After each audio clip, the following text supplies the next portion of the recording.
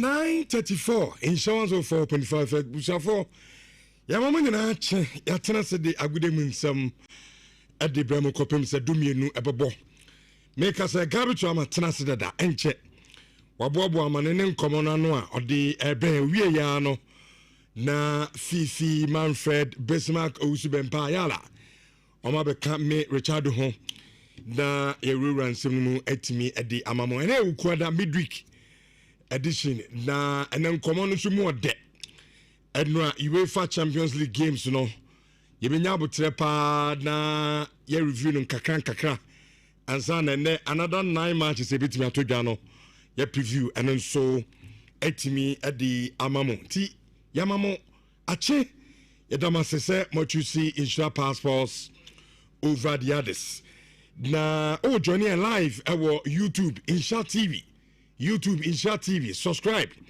then file a message no account and amuzu p question of the day no are very simple your question I be sending na and it's enra osha 9 matches are boy our the UEFA Champions League ni ma team ben pa and or impressive obetimi edi o message no afa YouTube Insha TV na gabi tuam dia kwa mani abeba ebekenkan etimi edi amamo 9:36 yen shose na Arsenal etena fie Atletico Madrid ekan Atletico Madrid entimi anti at a point that game near very tight na anra Arsenal win am say a statement of intent na ekoba adekwenti amami kasa no ebedi san komono abo aye show no so Barca today say Olympiacos the nyoma level no mo show 6 ama Olympiacos for no take kano back ko Bayer Leverkusen almost to fie ma Paris Saint-Germain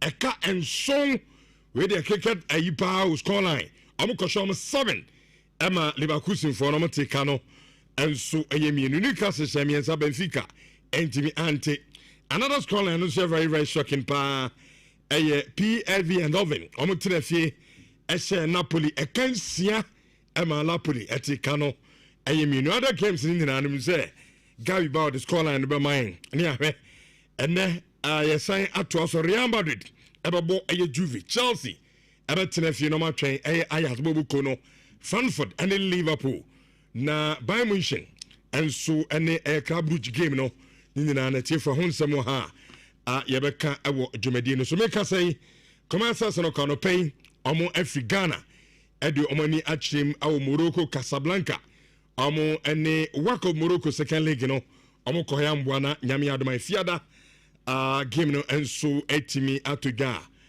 meka say 20 players ana commencers no ko edi Africana ha erem awo eye Casablanca yakoba players ben na etna ay play ni yede hunsem ni na no edi ebrem nanumu na communications director aduma kumase Asante Kotoko lawyer Safuduku o say work team anti centrofo ayala ne fifi betena ha ene na work fu enu mu nimbo na amakobo FIFA club so enkofo ni yehu ay overhype en centrofo na hype ono do hu work team no no nsheda nyehu ntino bibi besi awo Casablanca krumo atiefo ni na ne koba na lawyer Safuduku nsemi ya be cheche adwen etimi edi afawon showers of 4.5 938 yankwai na gabi chom gabi the foreigner on shejumadi na say every attenance na edi the midweek edition of Insurance Guitar Passports edi Abraham. Good morning, the show is airborne yankomra.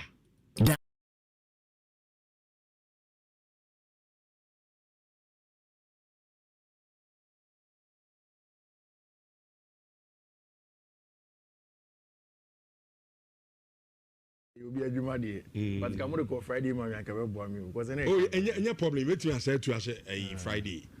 Nanka Enki and Yahu Nanki will Nanki room can be the Champions League. And one Basanano Ottawa. It's a one. Omumi no. Can go ne my listen. Can Wuhana be Yamiadma Friday no? No be Chishim. Prime days no. Ngolo prime days. Ngolo you walk up with now. Yeah. Ngolo a killer. I see. And only born is ya doing ko na eden ya ni o ma je je ne so ba we kan bi. Ngolo. Ngolo now. Abia, he doesn't get those goals that Michael would get, tender boats and Manon Kosheshe being a character. Rich, what Ngolo did from Leicester City through to Chelsea, winning 2 English Premier League titles, going through to go and win the Champions League. Ngolo is part of the team in the history ever in the Champions League conceded the least goals under Thomas Tuchel. People forget that. Say Thomas Tuchel team now, Chelsea team na Kokoje Champions League, it conceded the least goals in that Champions League run, especially from the knockout stage. ZT. Oh yeah, Nhyira Adoma, we get time and open it up. But Ngolo, oh yeah, who team can I say me see Ngolo? Ngolo.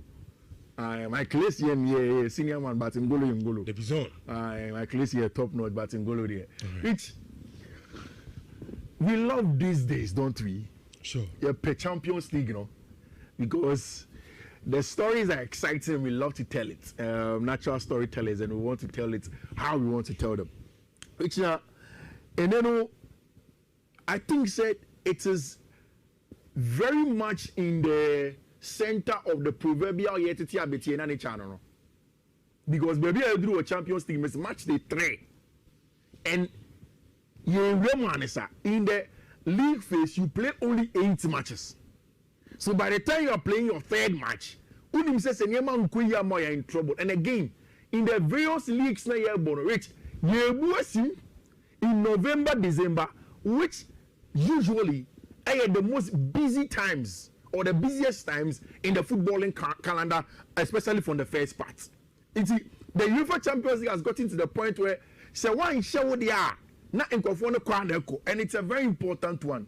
Which you see, this is exactly what the table looks like, and it is in the right direction. Say UEFA for the Hurricane picture in the eye, because in terms of the football that Hurricane has played this season, the Champions League, the number of goals he has scored, Bayern Fonik a perfect record.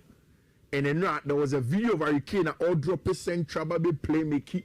It will feel few of them turning, switching play, those diagonal balls. No, Rich, Hurricane is in his prime days, and Kasa is playing some good football, plus getting goals. He is not doing the playmaking without doing a primary job, or yeah, a primary job as a goal scorer, whilst adding playmaking to it. That is what makes Hurricane's form super. The big question is that in the contest of the Ballon d'Or and winning the Champions League, can he do it when it matters most? Because maybe I can say in the Champions League and Ballon d'Or, when it matters most is in August, not August, but in May, thereabout, season. That is where it matters most. At this time, it is good because yet it's a channel, but can you do it consistently? But Bayern L 6 points, Madrid 6 points, Paris Saint-Germain 6 points, Inter 6 points, Arsenal 6 points, Qarabag 6 points. I'll tell you about Qarabag later. Dortmund 4 points, and the rest of the teams that are in the UEFA Champions League. And then in terms of the active goal ratios, as at match day 2, near Mbowe, the top strikers in Europe are Kylian Mbappe, Erling Haaland, Robert Lewandowski, who is injured, and of course, Abantia, your friend Harry Kane. Harry Kane in the Champions League, 44 goals and 59 games. 105 goals for Robert Lewandowski in 135 games, 0.78. Abantia, friend Erling Haaland has a goal ratio of 1.04. It means that for every game, for every time he plays football, he averages a goal. And Abantia, friend Kylian Mbappe, it was 0.67, more than half. It is good quality. Which the train starts here for him. It starts at the Stadio de Luis Companhos, the friend of the Munjik. That is where Barcelona are hosting Olympiacos. Now, Olympiacos essentially are from Greece. Now, let me tell you a little story. The owner of Nottingham Forest, Osaka, and the manager, Mike Caniston, the main club of the starting business is Olympiacos. Of course, they are Greek champions. They've been winning in Greece the whole time. But in Europe, they've not been able to deliver to the level. They are coming to meet a Barcelona side. There is a part of it that is good. There is a part that is a little bit worrying. The good part is that Barca and himself, baby Omadrun, especially after losing to Paris Saint-Germain, they need to get back into winning ways. Because it is shaping up. Almost just 3 points After the first match, they win. They've not won again against Paris Saint-Germain. They need to win against Olympiacos. They are playing at home at the Moujik. But on the other side is that, and if you are looking at the pre-match analysis and the kind of teams that will start, you are looking at names like Rooney Badji, not the Lamine Yamals, not the Rafinha. Rich to the extent, say, Abante friend Hansi Dita Flick or Papa friend Hansi Dita Flick in his pre-match press conference said clearly, say he misses Abante friend Rafinha. And I'm not catch all. In Barca's style of play, when you look at the quality of play, where they play from, or more high pressing, or more counter press, or more high liner, everything is hinged on the intensity of the team. So when that intensity leaves on the man, the team begins to struggle. But for large parts of last season, that intensity was hinged on Abante friend Rafinha. He was the one that uses athleticism to constantly run channels, press and counter press, win the ball back, and then prevent the opponent team from having large time and comfort on the ball when they win the ball in their area. Onyabo also quickly, he's able to direct in between the lines and then create chances from that for team friend Barcelona. He is absent. And that is why City Taflik was clear. So he's meeting a branch friend Rafinha. For a lot of Barcelona fans, the big thing is that maybe it is time for Hansi Flick to begin sort of signing Sano Kaka. If you don't have the trigger in that attack, who counter press and win the ball back for you with athleticism now? Maybe it is time Hansi Flick ever signing Sano. But in front of sport, the refrain is simple. The resurface. So almost say a time Barca would have to resurface back into the Champions League. Of course, Hansi Flick in that pre-match interview say, I really love Barcelona. I love Barcelona and the people here. I always try to give my best for this club. Barcelona has changed me also emotionally. I love the club, but I don't like my grandson seeing me on Saturday talking about the red card now Unyaye against him. As if we get to the road, you touch like but you hear the man, we have football antics. 15 years ago. I said, I go to the years. Senior man, a more than a black star that's an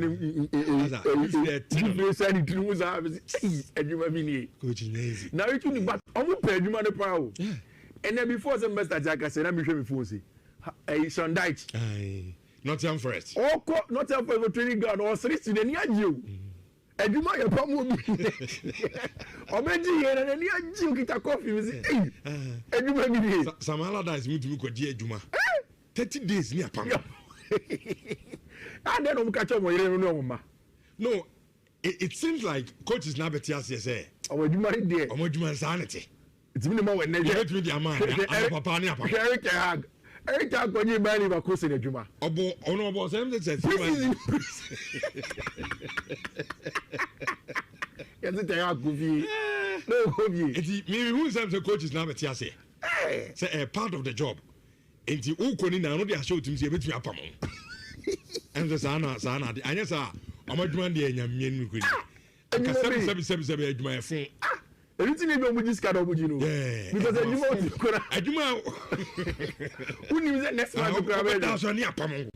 BBS Yapamon. Look at I posted Kogu. Yaboma Jerry. What Chelsea? Chelsea. Yes, Chelsea agent Yapamon. Rich for Hansi Flick, he has a brand here friend Ferran Torres back, Alejandro Balde and now a trainee. Now the only issue for me with some match for team friend Barcelona and they say, coach, you know, you're coach for Olympiacos and experience, that was me, or the former Sevilla manager, Mendelibar, and he knows how they play. Rich, I don't think say Eufi when Barca are playing at the Moujik, when they have the Grand Clasico over the weekend, when they know that they need to win and finalize things now, it's going to worry them. I've said the last time, said I have a little problem with Barca for centre back pen. I see say per the starting lineup, Hansi Flick, Ebese Sano, with Garcia and Arao, with Kunde, Abante Freno Balde, then Pedri, Casado. I heard this morning when I was reading the paper, say Abante Freno Pedri may be likely say on start. Say maybe it's going to be Marc Casado and Frankie de Jong. Of course, Femi Lopez up top, Marcus Rashford. Rich, did you ever envisage say there was going to be a time this season where Marcus Rashford was going to be the main guy at Barcelona? Rashford is only mobile. But we never really thought say he was going to be the guy that at some point in time Barca would have to depend on him. The first season. And I'll be depending on it. Because now this season, never envisaged. Rashford has 7 goals involvement in 11 games. And now Lewandowski, Lamine, any 2 fates, I mean, all of the stories around Lamine, Rafinha, Femi Lopez, Ferran Torres. It looks like Barca's main guy and source of, consistency and durability. Our branch friend Marcus Rashford. I think Barcelona should be able to win tonight. Rich, and then Paris Saint-Germain go away to Germany. But they have good news. The good news is that the Ballon d'Or winner retains. Dembele. Or return it to play the Champions League again with Paris Saint-Germain. Vicha Kvaratskhelia will also be back inside game, of course. Achraf Hakimi by. This week, last Friday, Omo ball draw against Strasbourg. Now, it was a very, very entertaining game from Paris Saint-Germain, but then it had Omutini Bebri and and okay, after the game, Luis Enrique said he would want to play Strasbourg again, but this time when the full starting 11. Because Ojidi says Strasbourg for good. This time it's against Bayern for Leverkusen. I'll share squad near corner. It's positive. Hakimi Abba, Berardo is already in there. Marquinhos, Ambubi against Strasbourg. He's going to be back. Ousmane Dembele is back in the team. Vitinha. Almost everybody at Paris Saint-Germain are looking for. And they are going to see Abrantia, your friend, Abrantia friend Ousmane Dembele to come in. What is it? Eric Ten Hag, a free Leverkusen. They brought in a manager who is known for international football in Kasper Jørmund. Now, I don't know, I know sometimes a little bit defensive. That is what makes me a little bit careful with our game where Paris Saint-Germain go away to Leverkusen to go and play. PSG is one of the best teams in the world, but we have confidence in our game and have the ability to dominate phases of this match. We need to perform at our best to do so. I think that it's going to be a very tacky match. Tacky in the sense that Leverkusen for only both. Until Paris Saint-Germain are able to go 80%, 90% full throttle, game limit me idea more. I won't be surprised if the game ends and then it comes out to be a draw. I will not be surprised because any game is going to be straightforward for team and friend of Paris Saint-Germain. The possible lineup we have seen for Paris Saint-Germain by Achraf Hakimi, Elia Zabani, William Pacho, Nuno Mensch, and Lucas Chevalier in the post. Of course, Weinzai, Emery, Brantia friend of Vitinha, and Mayulu will complete the midfield 3. Then Vicha Kvaratskhelia, Gonzalo Ramos, and Badly Bakola should be in the post. Should lead the front line for Tima, your friend of Paris Saint-Germain. Of course, for Leverkusen, it's still a back 3 with Gilmando and Arta as the wing backs. Claudio Kivari, Ebe Lidi likes no Ewan Fifi one as the extra number 10. Very, very good one for Tima, your friend of Bino for Leverkusen. But I think that Paris Saint-Germain can win. So you're safer. You can go and over 1.5 or either team to win and over 1.5 or Paris Saint-Germain to win either half. Either first half or second half. Paris Saint-Germain beats me win at least one half. Paris Saint-Germain beats me win one half. Now, to the big one in London. Atletico de Madrid versus Arsenal. Arsenal Beshana. Yes. Because Atletico de Madrid, yes, they won the last time out, but I was not convinced. It took a last minute goal for them to be able to win that match. And the Champions League, I think Arsenal built a strong team.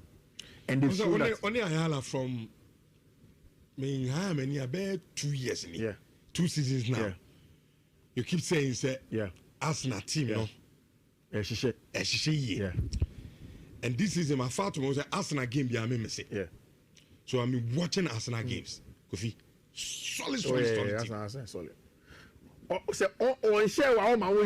The depth now, solid team. If they are not winning the game, you won't win, and they don't care whether a set piece, whether whatever the case is. And set piece they just want to win the game. However it comes, Arsenal wants to be a strong team.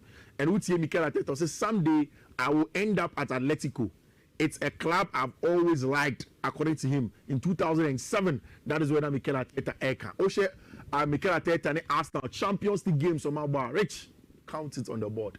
Against PSG, against Sevilla, Lyon, Porto, Bayern, PSG, Shakhtar, Monaco, Dynamo Zagreb, PSV, Real Madrid, PSG, and Olympiacos. They are beating everybody. They have not lost a single game. And that is why, even in that second leg that they played against Paris Saint-Germain, when they are playing at home, Arsenal will get a job done. So that is why, for me, even without going too much into the details and the analysis, it looks like Arsenal have a huge strength from a defense and the fact that it's a very, very strong team. I know Atletico Madrid will try. I know that Atletico Madrid will try and then upset the odds with Saint Omobon. In fact, so actually in the last few games, it has been from that 3 back that we had known latter part of last season to a 4 back with Ruben Lenormand and Lenglet, then Marcos Lorienti and Hanko as the fullback, then Barrios, Conor Gallagher should feature in this game, any Koke. Alex Baina is fit to play in game like this. Guillermo on the other side, Julian Alvarez, and this is a team that's going to face Arsenal. I think the Arsenal team, with Martinelli, Victor Gyökeres, Bukayo Saka, Declan Rice, Martin Ibanez, Zubimendi, Mikel Merino to deal with the physicality. Atletico Fondene, of course, Ricardo Calafiori, Gabriel Saliba, Timba, which is a backline I think. Enya Krano, Arsenal double chance of fear. They will be able to get it. Enya Krano, Arsenal double chance of fear. Go correctly, yeah. So, Obas and Untimin share goes, baby. Yeah. But Mahena is involving in player. Or your strikers know about Tomato. Yeah. Pressing defenders. Yeah. Oh, very good. Yeah, very good. Arsenal team they could be solid team. And you see, and this is a bare one pass. Yeah, but season baby Arsenal yeah, and you see the good thing also with Arsenal is that Arsenal for have Gyökeres doing the job and others are scoring. Yeah. And when I make catch you say, yes, Haaland has a number of goals. Number of goals. Yes. But then Arsenal team has Saka who's scoring. Trossard is scoring. The last time Zubimendi share goals. Sure. Rice Eshe, Martinelli Eshe. So they have a myriad of people who are scoring the goals. Whilst, of course, the striker builds his confidence. I think that, yes, of course, Julian Alvarez said he can beat anybody, but not this Arsenal team. Not this Arsenal team. I doubt that that is what is going to happen. I think the Arsenal Fono will be able to do the job away from home. Now, Jose Mourinho. Jose Mourinho ne Benfica. Yeah. Only a friend is a Newcastle. Which this match is a very tricky one. Yeah. But Benfica team, no, Kofi. Convinces. Newcastle themselves have not been too good. League, no the best at 12. I know. So I give him a double chance Newcastle. Because double chance for Newcastle. Me more win.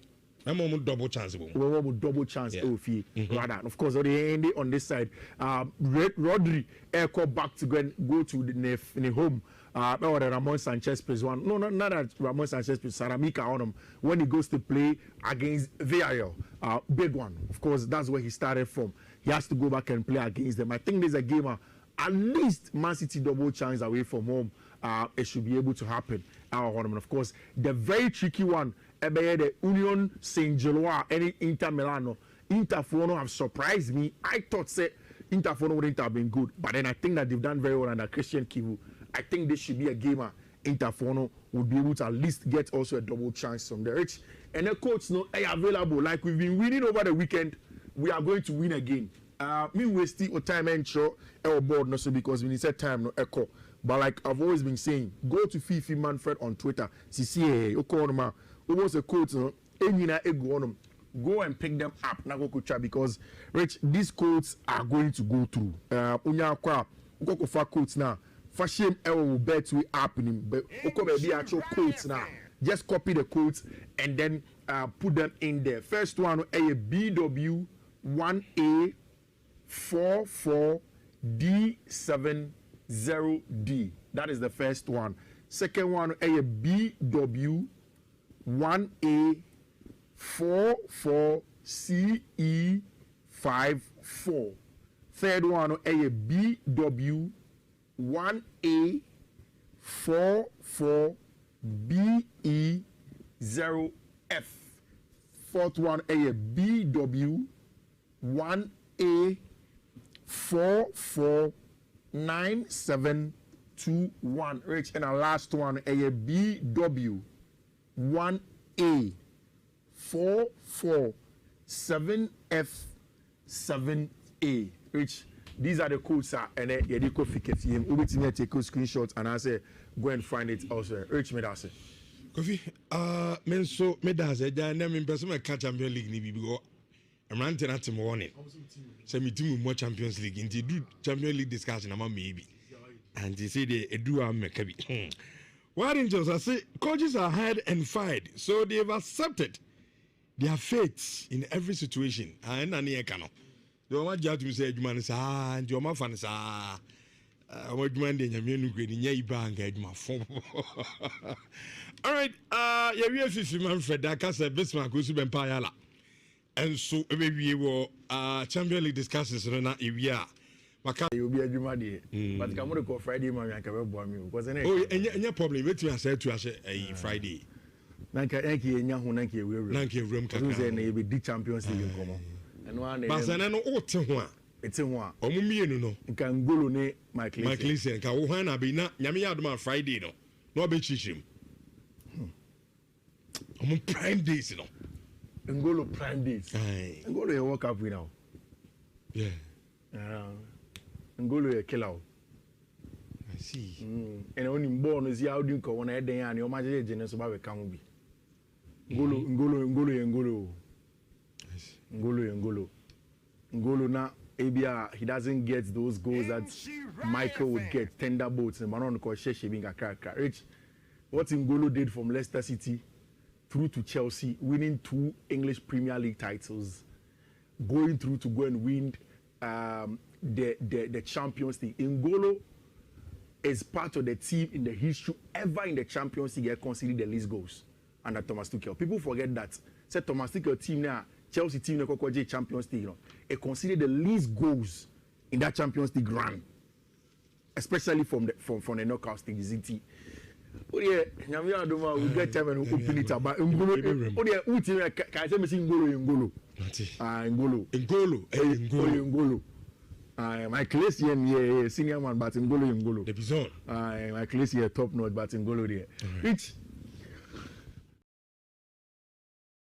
Seminar at the about now, what the Albay and so about Jenny, our YouTube handle, no, and I Nhyira TV, our YouTube handle. And now, wait to me, Jenny, and now comment, no, at the Abano pay, Yatamakin Kankaka, at the Amawa Shawu now, so now, Udum Sanada, Yakato says UEFA, Champions League, no, matches in be better, and then so as usual, matches in be Baswates, Anope, Yedi Jakaka, at the Amawa Cheshire, I would do now, Swinty, I have messages in the bar, every Pemnia Kinkai at the man of pay.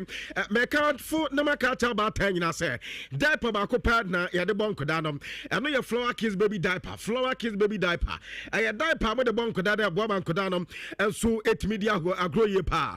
And san cardi diaper babo banabia, and carassis near D. Egun de pato way with the barber friend, and yonder said rassis be a big grab of frano. And I fear we a din ye penty with the bottom pato, we be the agrobia wabra diaper in toda. Delta people meal na kwakofa at the abba to 4 first 0243 033 na femanya flower kiss baby diaper na mo so matimi atimo de na no etima boy pa pomodin na de ehunhia ye pa antikulun Ghana Limited nupa adi aba ba ko ye hunchu capsule eno ye meme do for urinary tract infections eboa ema bema bi atajo so tetebema wodo so woti ya obema no ana makamfo enso edi ama ya no nya bia no no enso etimesiesie wo mensem ye pa ade ba ko ayese process enlargement and yakato so wanya ananse ebia wo de no ade sabio ugunsu ana obema mu enso aya wo ya wonya binum a ebebo ye pa oba bia so do ye araba bazen tabeta no na ye ba bia do ebo ye pa mate so ba menstrual pains menstrual disorders ni nyina beto ase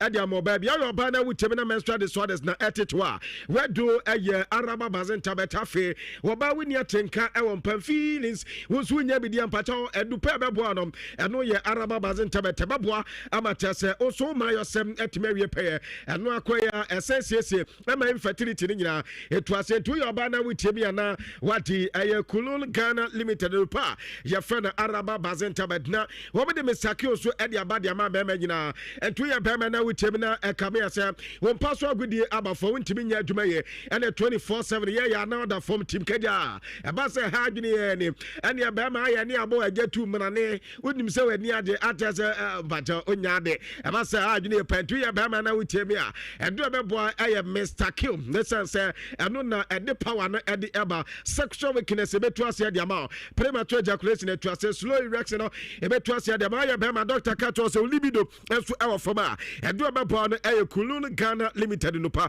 conformance ne drug so da jo de no me say betimi afra so aye 0244275429 na wanya kulun Ghana Limited no pa bi na watimi anu bi ye pa afese se de mu esan say pa park no so ɛyɛ wo dem hɔ na agudie ni nyina be wie pɛyɔ ɛne nti na meka kyerɛ sɛ I sense sɛ wɔn de ɛdɛm asiesie nneɛma nyina de aba nti ɛba ne TV a wɔn de laser television de aba na afei compact no so no wɔn akɔfa bi de aba wɔn de rice cookers aba wopɛ washing machine wopɛ smartphone a wɔn nsa bɛka their sound system no wɔn de bi aba afei water dispensers wɔn de ɛyɛ chest freezers ɛne air conditioners nso aba microwave ni nyina no ɛyɛ high sense na akɔfa ɛde aba very affordable but of high quality and wɔn de ma bibi bi abato wɔn aka no ɛyɛ 5 years warranty na wɔn de ma nti wɔmpɛ wɔn de pa na pa wɔn high sense ɛso hwɛ mu mɛ na face wo dem asiesie na nyɛ kama ɛfama kumasi anum sɛ de wɔde wɔn kyɛ mo ɛwɔ kumasi si kyɛ mo abɛnya high sense ɛso ɛwɔ hɔ ana afei ade asɛ wokɔ tano so a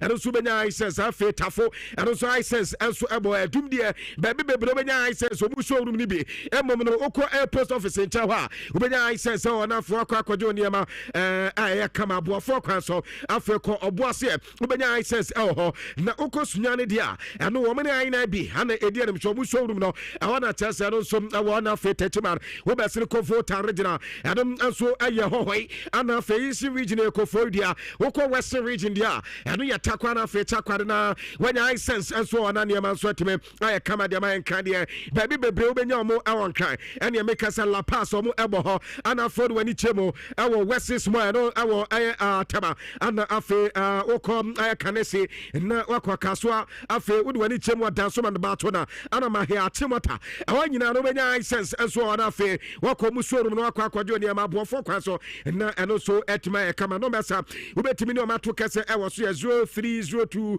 550000 high sense as a friends here na afei one more na siesie with them apart from that na dey back come back for and some adi ama ya says this no 25% extra data and this year dey ama na tell us say say every Wednesday bia no nia we ya na so be say na wato bundle ya use to tell us app no we use to tell us app na and 25% and say extra 25% bonus of data and ya dey ma ha to say be boa am wetima di udwumenti no our first time we so we told data no na etima e kama head yamanti and then say Wednesday no make us say na yentana na fertilizer no your bando na also enya kakra for to che say na be a ebetima boa na no adofo so no etima din koba kama apart from that no ade ba akwa tembia meta ekacha dodoa na say ABC games ne de kama no na ebo ama boys ne guess enya skade ABC games no isi na sika ne de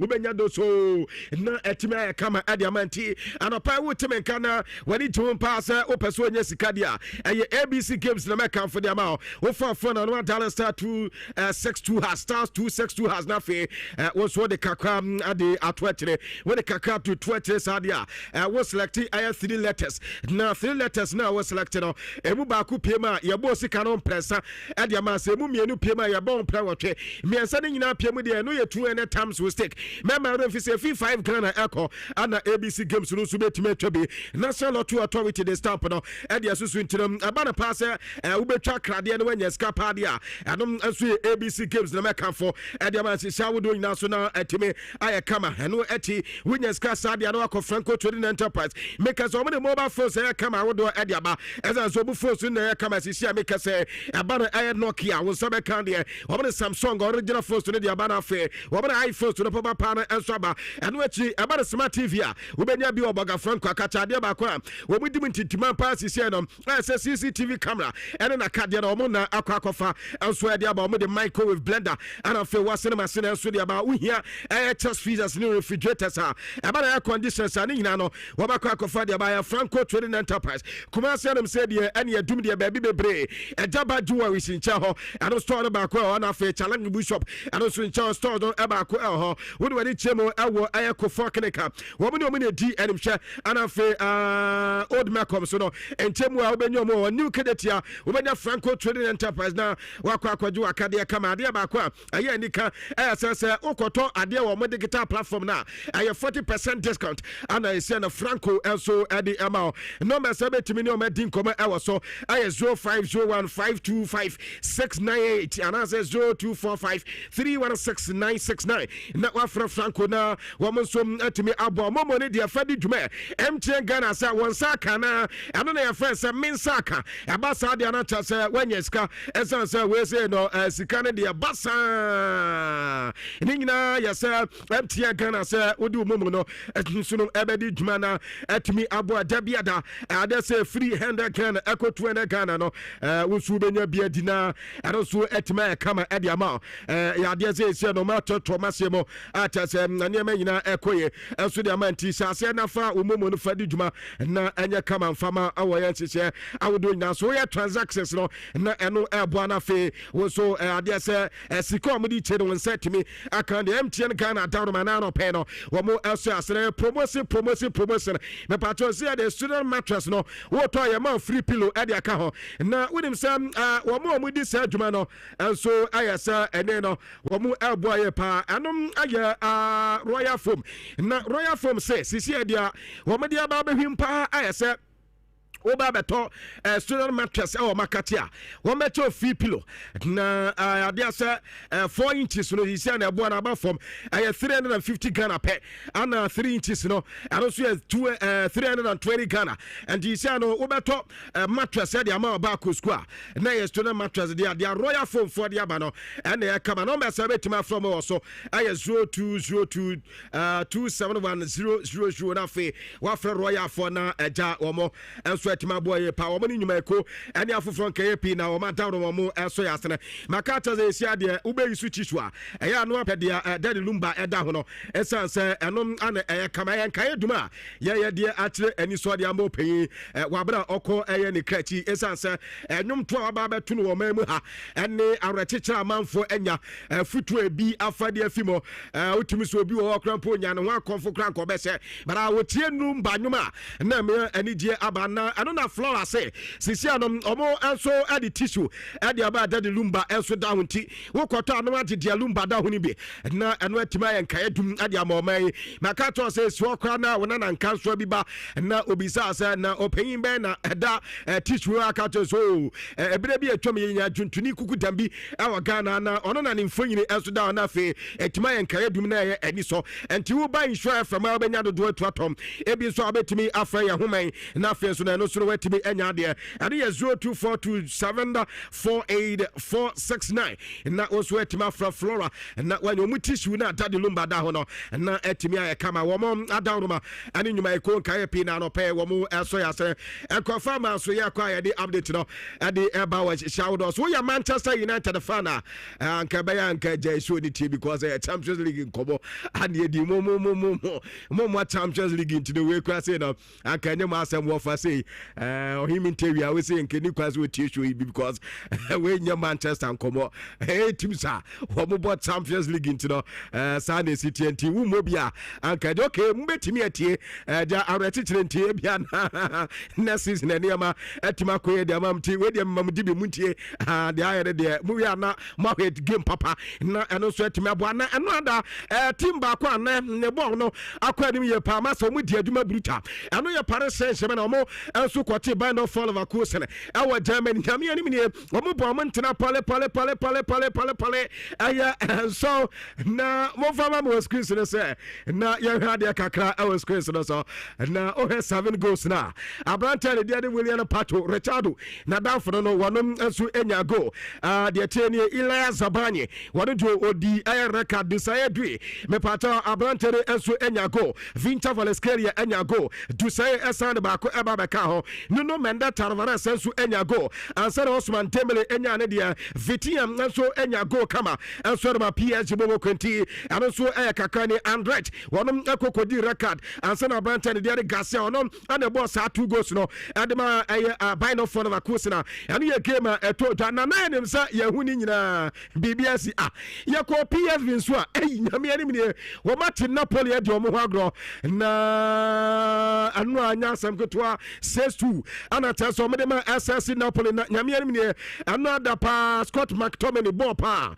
Manchester fa akoda ya aja wo mede na akwakote akoda ball pa no a enya asem koto akom di kandi but nyamia ni game no ba na we na tese entina pale insia ana tese ya dia ma SS Napoli ataso mo so timatimu mienu ti another no ya dia atodwa e odwumade so ene abranta di din enso adi aye Bojano say wonom akokoye won go enso ho na no a me game ni sa me usa branta ni dey Dennis Man eno ado tese edina no no ho ko Dennis Man akoda no a wo bo adwuma buta na o he aye right winger na Romania ni ba na wadi Napoli Diagra masa na enya sam koto akra ente no a mo show screen so no wo be hu se man na tese ho entra mienu na tese abranta ne boy abranta ni din nso edi sabawi so no enya go asana ade se papi so no enya ne de ekama ama ne man so ekoye de mo droich so no enya go team adu ada enom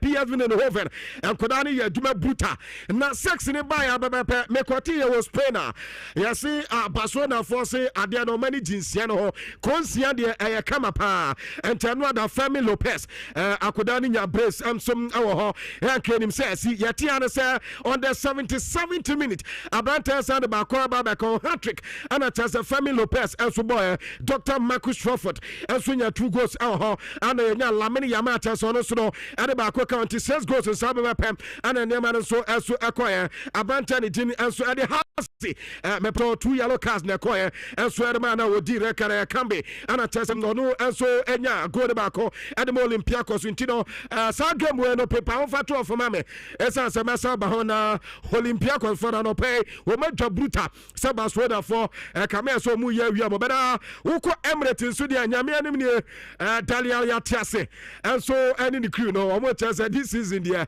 Arsenal Belgian League UEFA Champions League no as for say Yamobia Champions UEFA Champions League in this season Yomodia Essence another Gabriel Martinelli Hadiane was so ye not say enya sam go to akra out to Miss another Abranta the Victor Jokeres na sa Jokeres amanfozo akwada no oba no Arsenal for said there some on the board and said anya kama near the enim ho one said there was near the but Abranta no another onya go ama some aya kama and ebere tiese akoda no na eno some anya sam koto akwati no anom aya report eja etotwa awodwumade so na no pen e de kakra enso edi edawo awo aya sisawodo so na uwe de wa de anom enso esi kwa Declan Rice enso enya ne de ewo ho ana fe Gabriel Magalhaes enso enya go ewo Declan Rice assist ana Branta ne di Lewis Kelly enso aya assist ewo nti ano ye 2 players eja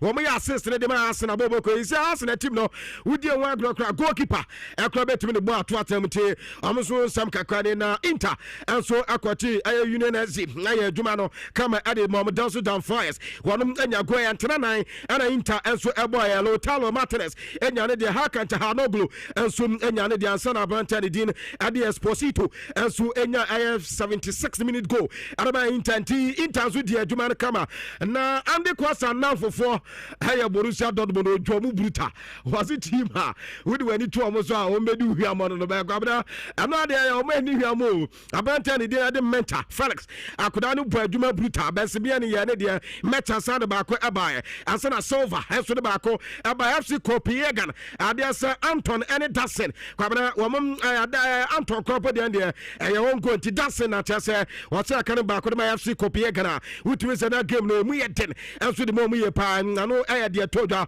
but I swear woko aya ya say St. James Parker na ya kan say Newcastle enso aya adwuma no na Abranta ne dinade Anthony Gordon woro so ya adwuma kama ntram yesa ana chase omo so boy Benson so no enya brace o nti kwabna omo keka gu na chase Benfica eni gina bia antim na no so ya game atodwa ana afe okọ Ceramica na awon aya teye pa esan say ade say City bobo Colonel Holland woro so ekoye adwuma no Allen enya goal ana fe Bernardo Silva ede ba ko counting sa 2 goals no wo muso nya na obeke a be 2 days ago na beka to say Alan Haaland no Cristiano Ronaldo our record be say 12 matches in a row match bi o say go kwabra sisi Alan Haaland aiko sisi in a row wa iko 12 sisi no player ya twane dey Kylian Mbappe lo 10 say na Kylian Mbappe enso etimi say go na that means Ronaldo record na Alan Haaland no ada o iko no wonu to ba be iko the same record intino ano Man City gamer ano so eto dwane dia eba so na no pay kache kaka enso eda wana pafo so dia kwabra omne kara tamate senko da mi no na Kazakhstan wono omde pafo so fo di gina mu no utimi say agrofo no pem ya another say go bia enso aba no ne gamer amanfo say so mayi na anopa we boy say D bet pa na enya sam kuto akra na ano na Branta de Dennis Garcia wono nya go no adi Olympiacos kwate ne say nyame hanim ne record no mudi ende kwabna wo say yon fair enye record na pa nka Barca say says goes no nya de say Barca betimi aso mo says goes de nyame hanim ne na nka nya record nka Barca de woni team bit is Olympiacos oba o he de say Olympiacos the new record ansa na ba he na watima head into no Dennis Garcia say yanka emo biancha say na omu bobo kama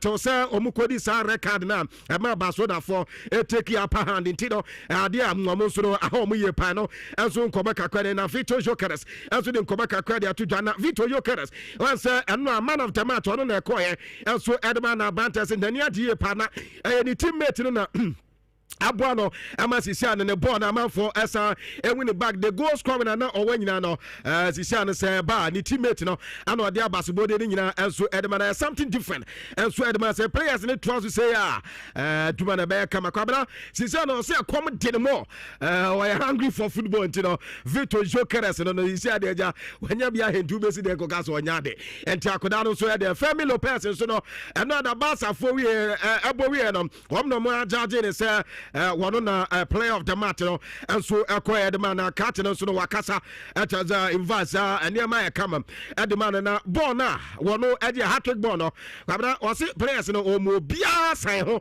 and now or the Ianca, the Messas, a players in impact, and their boy, a hat trick, and also any better. Wababe Barcelona, first player since 2012, as was so year, our hat trick, our UEFA Champions League game at the Barcelona, Munchen year.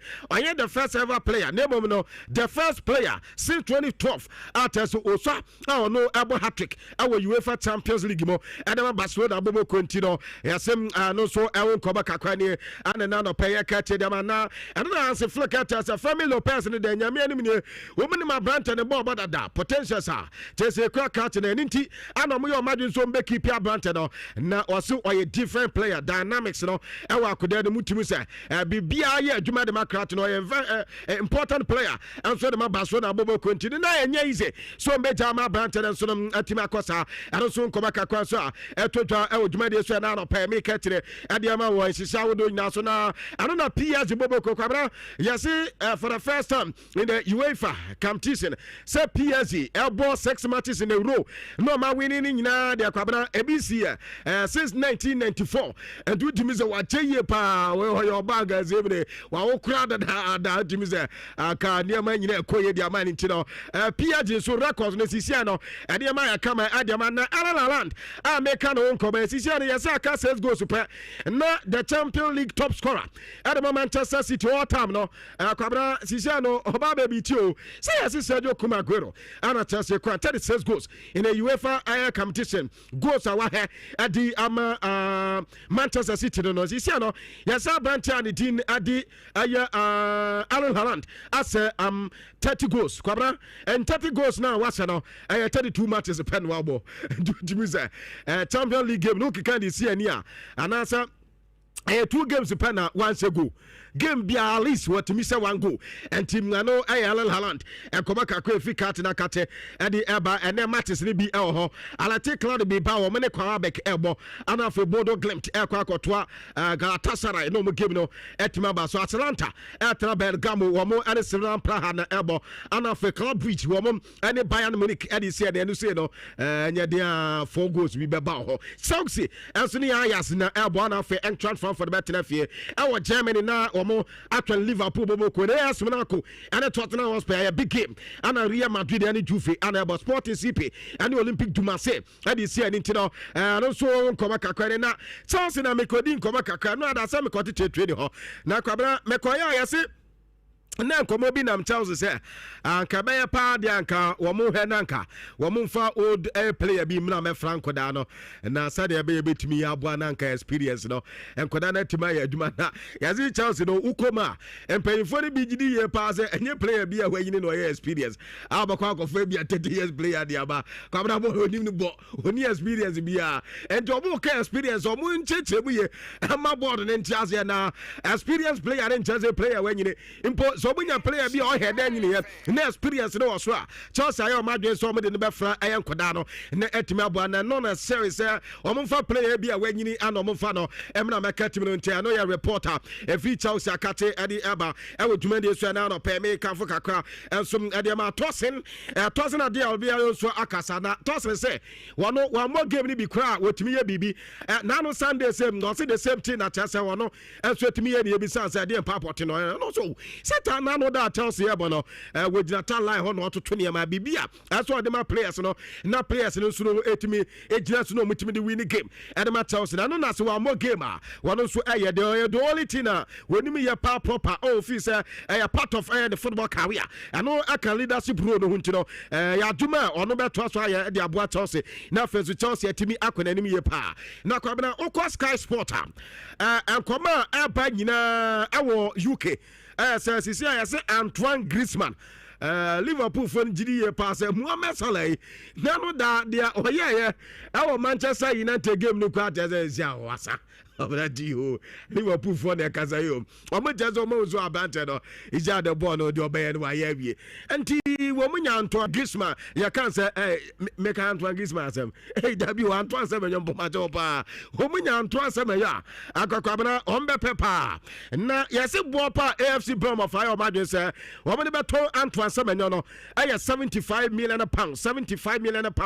Enti say Liverpool for say okra potential say obetimi awi Pesi Mohamed Salah dia we nya di mabia o mo de ba na chese o mo so atimi ade me ko Manchester on so kodi nkomo mo chezo Antoine de bia bo na ba ya di nto mo de ho munya aya ya kan se endika anka bia o mo so betimi apeti no ade ya de efi aya Antoine sebenyo akati di eba e woduma de so na no pe no meka che enso ade ama na eno an slot enso akasa plato o mo game a wo mo ne Frankfurt de ekoba ko bi san se ren graving bet akoda no besi akan ade ama na no so Ryan Gravimet pra na ni pra na ankle injury na anka ebia mo hwese in the weekends no abante de betime anya game dia ma Liverpool beda and am say ni pra na baby are very sensitive ntino ebia mo bo Frankfurt game ni we betime aya sese abante ni no ma say bia abante de beto aso aba back na so betwentwa so kakra adam so aya de opinion ni dia slot head coach Adama Liverpool Eddie Eba Xabi Alonso game na we mad the head coach na wakasa Eddie afa Nico Pass I am mad the player o me de na akomo na omo buy back clause enso ewom wo beka Chelsea for crown player sanka o menya branch no amo me didi ho nkoma the die minute of the summer transfer but enkomodie na ntime wie reporter no da Xavi Alonso adi eba se komo entro no mo se editia team and the Juve sa game no hebi na wo sa branch the position and the decision o take na abo na ye pa so betwani komo ne ball no so di aba wa ha brante no na o kam obi atan sa brante na guso eta I am mad the Raiders so next season there wo mo transfer betimanya brante na wa ba beka man the team no so no etima boy pa eno yankoba kakwa so Xavi Alonso enso adi tuja na Xavi Alonso wi pepepe ani e be san sa Franco Masantuan akodai enso fra Argentina ba bon wo ba ya no ba be wura team no na no da yeso akwa mistake ama manfo asa se twa bɔ sa na akoda no se wo wrestle kakra na bia wunya abota de mana na so mu kwa de mo ma na mo de ha ba ko dey sa wa mistake bi no aye wo ba e boy wa ba wo so 18 years kwabra 18 years so de press abano so bebi da bibia timi si ento on de also wo gidie e wa akoda no na afe ade no afe na akoda no nyini benti no obasa se obi abetimi ata na ti na ma akoda no metime developing here essence wo fra Argentina e ben ne won say da ni team no emondo anim to o gidie se e cha abrante no wo beti made de wo game plan so ase ye pa ano ya Franco Masantuano na afe ade se Zabi Alonso reporter e from Makate ade abana sa made de fond de kwabana about the football politics a party massa will be any or team be any ho I will name yet Madrid on be frustrated to our Madia Bayano or require Sabi who go there a helm pass him over Quaco Faton La Liga for the air gaga say Quaco Bobo our Hard Rock Stadium our America na and a via will any Barcelona and the Coca Baza was say I dare now from one tea and I went to say the Quaco Bona Madrid for Zoom with your mobile Mayame. But kind of Madrid letter and call UEFA. I can tell UEFA for say Edin Kakwa trade ma. I had the Royal Federation, I had the Spanish Royal Federation for no. I don't make at La Liga for ya de bi o Montiasia. On person mu do mu kemni bi akwa America. Ade in the jurisdiction no anko for the bumra so. Wo mo hwe no Montiasia in kasa asem kwabena. Asem ne ba bontia na ya kan say Barcelona for ba no be di mad the fatema. Mad the fan kasa.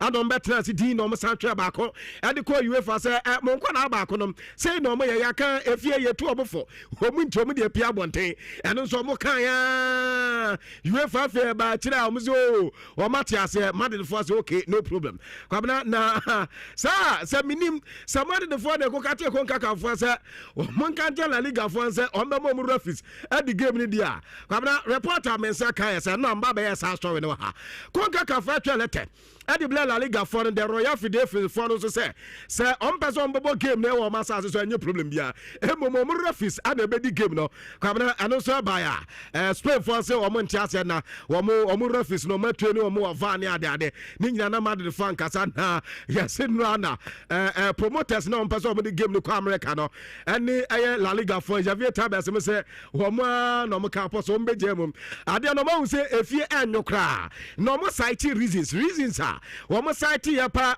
say ene ubafia ama Spain enyo kra womo analyze situation ni ade no due to political and social context intino womo chese afidie ade no matwam ana ya say Madrid force na niama kamo mbete mo kakanka enti ana reporter mezaka ya say ade Fiorentino Perez ade no Madrid team no kwabna womo zo mani ade pa na ka game no say womo ma Barcelona for ko boy anka ya ba president ana ka chese omo kwa setting no omo so ani ade say ade no so enyanko ani a reporter eba na another say game na City for ko boy no Pep Guardiola say the first away win no manya in the last years he kwabra the reason to so kind of say anya so mo win away matches so no pass what say na say Champions League o ma we matches so mbona ya na enye last season say no so bobo ni bet we di otimi say o ma bobo winning year pa match say na ni ati enso elbow the players na ba so ye panti another ane yankasa yenia Thomas Partey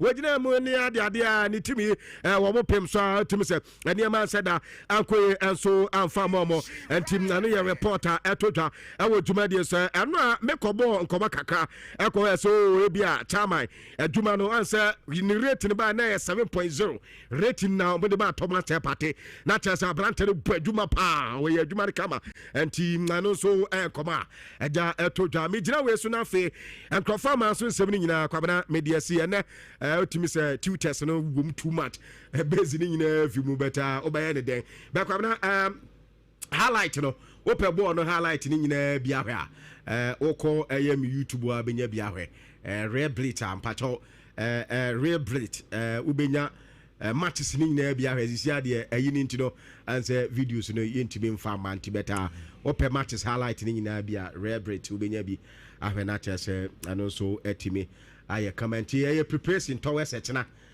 setna ye me birthday. Oh, okay. A preparation towards etna. I see. Enti de tie na no. Wo bibia sha se na fatu odom na pepa fatu fama mechina na. Anya de etna de ma omumu wudi. Na aisa ba ko na ya too much. But When you come, me kwana. Oh, Sradia, oh, Sachedia, oh, the beggar has no choice. Massa. Obia mammy iPhone 12 Pro Max. There's a mid-name phone.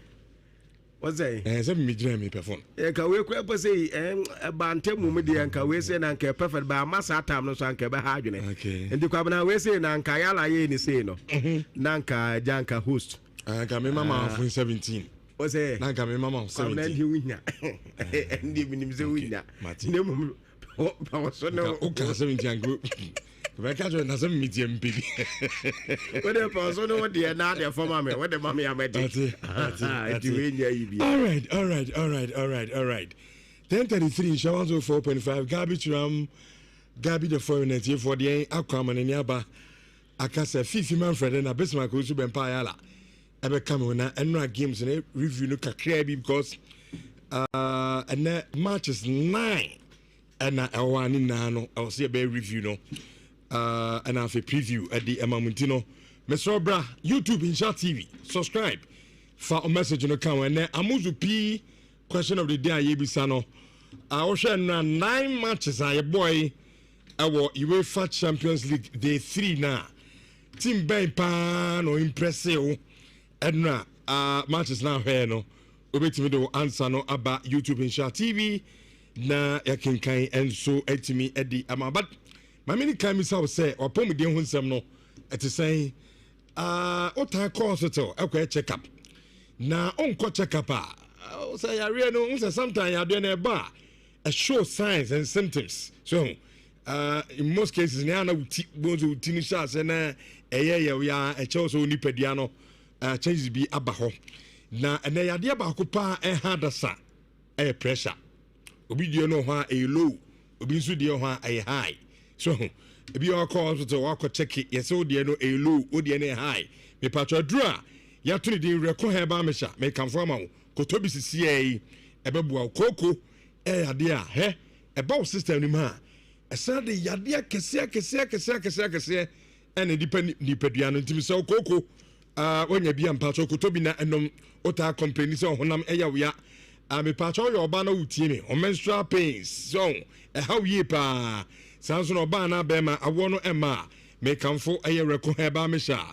Kojo rekun Royal Enterprise at the aba a jason patcha make us say a war a jason baby a third drop beer promise eba Freddy Man Sack Pharmacy a war a patase blockhouse and have a oko a obuasi time FM was able to me akabi otek FM kumase okwa adroni bi awo me patcho suffer record and a class doctor open a chakra. Our Bremine Pentecost. Thank you, Jesus. Building the more, and I was able to. I can patch off on the CCA.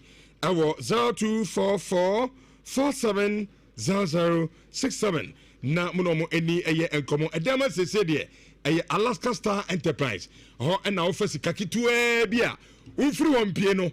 No one ya demo near my baby quality. So the emphasis is on quality. So. Adiano aside say feno eye kama esombo so eye papa obi awura dem was krachi when ya tedodo intimisawada so be so say o dem new office na akwaje no me patcho ho sese ni dina no eye Alaska Star Enterprise and American for adiama wo de American say abu obe na Richard de wo de bia se na be anya se me mani no me no ka sese Faka neko kumase edum on boss of na we also pay Mrs. Anoche Plaza na bro san mu an no mo so mo enkran mo ko circle to lane na mo ko show mani so ade from blind curtains, wallpaper, echo panel, sofa cover, modern TV stands, TV backlight, afi open flower bibia this say them no office there me patcho room our Alaska Star Enterprise benchit awdo na no ebi enso abo ho friend 0256330075 na munomo endi eyen komo Uniat Practical Institute na yeko nyakosua computer and a computer no pe wumpo abeka nipa ho oye graduate we school se unnim computer ho nim dia adwuma no unya bi nye mechanical kra kire wo obi wo ho a computer woni mu ma che kura mu nyina akwanya no eda ho bra na yencho eye computer ho enim de na enso no entimi embo ye pa bia na wo makwan utifia take this opportunity na a union the practical institute no question because omo school no mind in such a way say said ya no open bia betimi aba school no your regular no abo ho your weekends your evening your distant air class no ha obetimi akwa courses bi et say network and cyber security engineering, computer basics and office administration, CCTV installation and management, and also data analytics, and also design technology with drone piloting, software engineering, computer hardware, and mobile phone technician.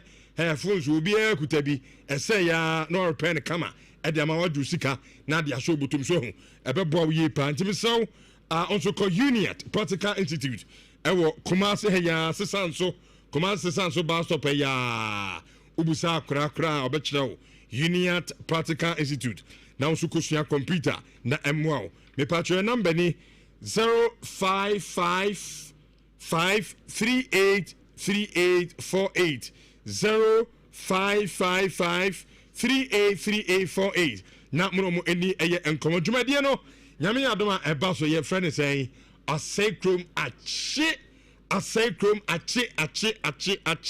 isan say jebad and akoku smoke any minimum eka ho and number ma osecrom no nyame adoma 31st of this month ebechi ewo aye Kumasi Rotary Park anyuma no nsia sharp near the dwumadie no as so medical kano ye friend osecrom achi Jumadi a rush energy drink omo and a sponsors of Osecrom channel it will talk tikita na ya sign ama a rush energy drink na so no wait me ato de kama pa na onum nyina no na je bad nom ko kusmoku nom enso e ma yani etimi age ticket no make us a standard no echo for a 70 cedis VIP echo for 200 cedis na VVIP no also a 400 cedis Obesa uto tikita obetimi afre number 0542461922 me say esi number so bi opesa uto tikita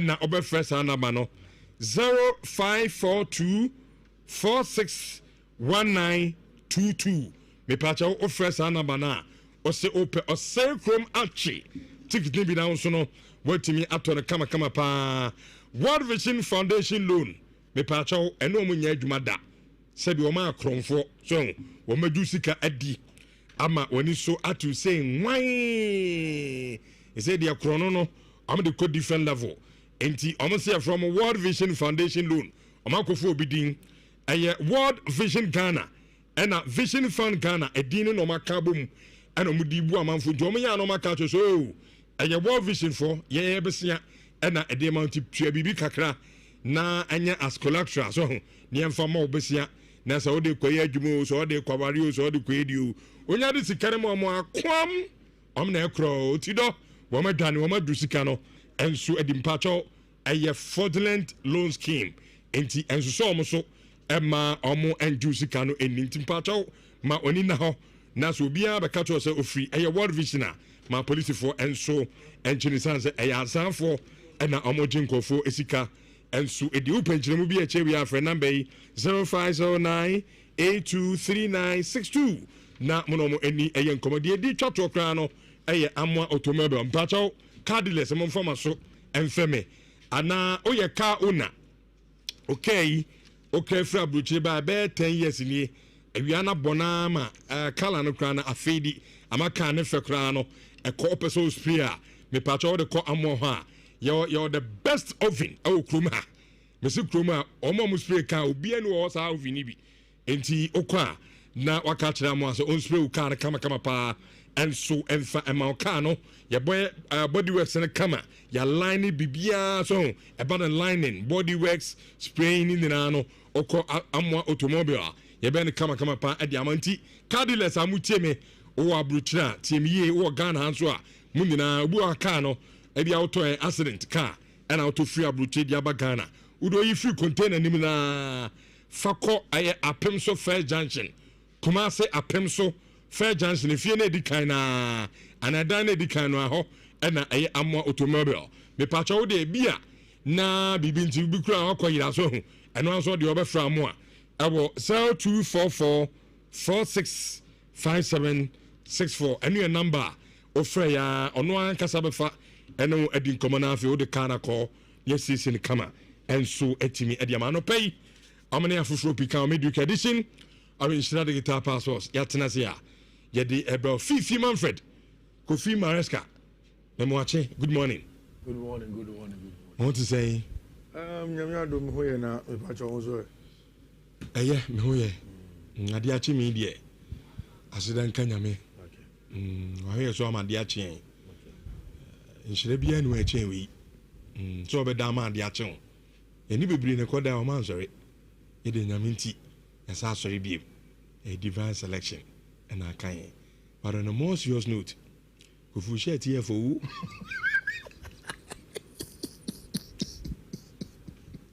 The empire now boy, na. Baby, and baby, Madame, we share shed never. Charlie, we share in a walk. I'm nowhere near. Share in a papa. That's it. If he really a MOB son. MOB. Yeah, MOB clothing. Wow. Catch was there on one more Top notch. Yeah. A crown more to do. To do crying. To do no more. We are no Macassa. Yeah, usually they style me very, very nice. Solid people, pa. Gerald, Friday be my remedy. Yeah, Gerald and him, they do a very, very good job. Oh, bro, he was very nice design. Yeah, simple, straightforward. Yeah. Me never be saying I'm simple but nice. Yeah, down come on. Now we are there. Yamia say. Gabi to am say Yamia do more than the birthday. Hey, Ocha Gabi birthday. Gabi to am birthday. You say Gabi birthday wedding. Yam why ho. Gabi birthday is more dear man na. Ade. I say Gabi birthday no wouldn't Yami K. Gabi di birthday. Obaya. Gabi di birthday and di birthday. O me ni your birthday mo di that. No mo birthday mo di that in advance o. Ye dear mama. Obetra manim ha. Say me nkota iPhone 17 man. We come here kasi bi radio. Abraham Jemimi me pe new phone. Birthday no. The dear mama da. Omo bon say dear mama me ko pe cake 10 cedi bi abraham. So what you say? You di birthday da bon. My pet drink bear 3 cedi bi. E dey aka no ho. Gabi say you be opegam pa.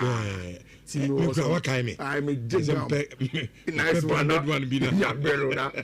Obom biaro aka say team members dey dey amado. Gabi, nyame adu watch na bi ara. This man does you say opel shirt ni bi. Okay. I'm say or say ye mo bi na man. Ye the number ni betu jana. Rather brand to nsa no fe. Nsa no fe papa. All right. Yenkwa na. Yes, with a review. Kakria bi say and the games the 9. But before you start, Team Ben Pana impressive Enra. Enra, I must say, I was impressed by Dortmund.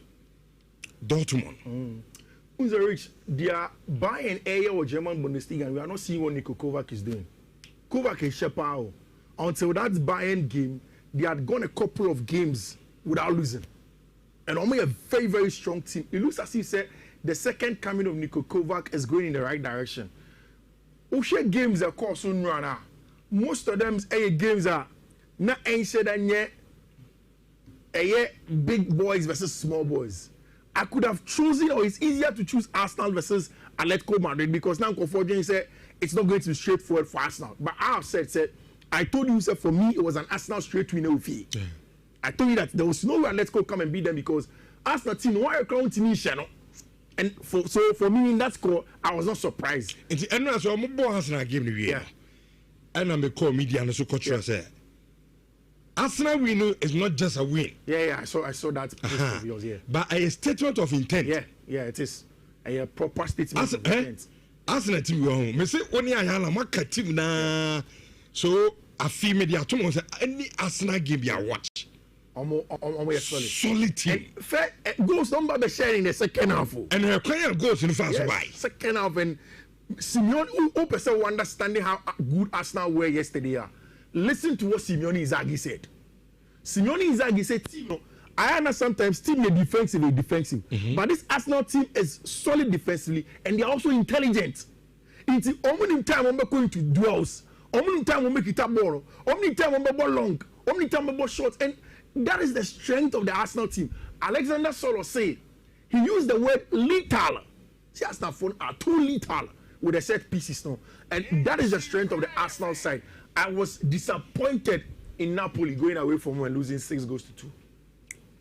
Maybe they're not more impressive here. PSG for them. I can understand. Beating Napoli 6. But it means me and now you quote me, you know, boy. Okay. All of those two codes, there was no Napoli PSV. Because Mimi Antonio Conte, I've said it several times with you as a Mimi Antonio Conte fanboy. I love Conte. But Conte, lower side as a manager is when he goes to play in Europe. Onyade. So there is no way, according to Manchester sleep, there is no way I put Antonio Conte's team in my sleep on the Champions League night. I knew that Ushenya Peter Bochimoye or PSG, the game that they are playing there, and now they are free scoring now. The best one could have been either team to win on 1.5. But no crown and can Napoli wait for a draw. So then I said, okay, he will film no channel. So yes, I can understand that you are choosing PSG, but for me, Dortmund were good going away from home to Copenhagen to go and do the job for them. We were not surprised about Barcelona, were we? He said, so but now, maybe game now, they're about coming and John referee. Yeah, the red card was bad. Yeah. I disagree with him. Yeah, and then your second yellow. On our corner course, but now a 2 shots will beat me a movie yellow card. I'm a second yellow card. Of course, you know, with my course. On any day, Bas a bit me a share Olympiacos baby, home and home show. Yeah. But referee more than Akaka. This is the order. Paris Saint-Germain.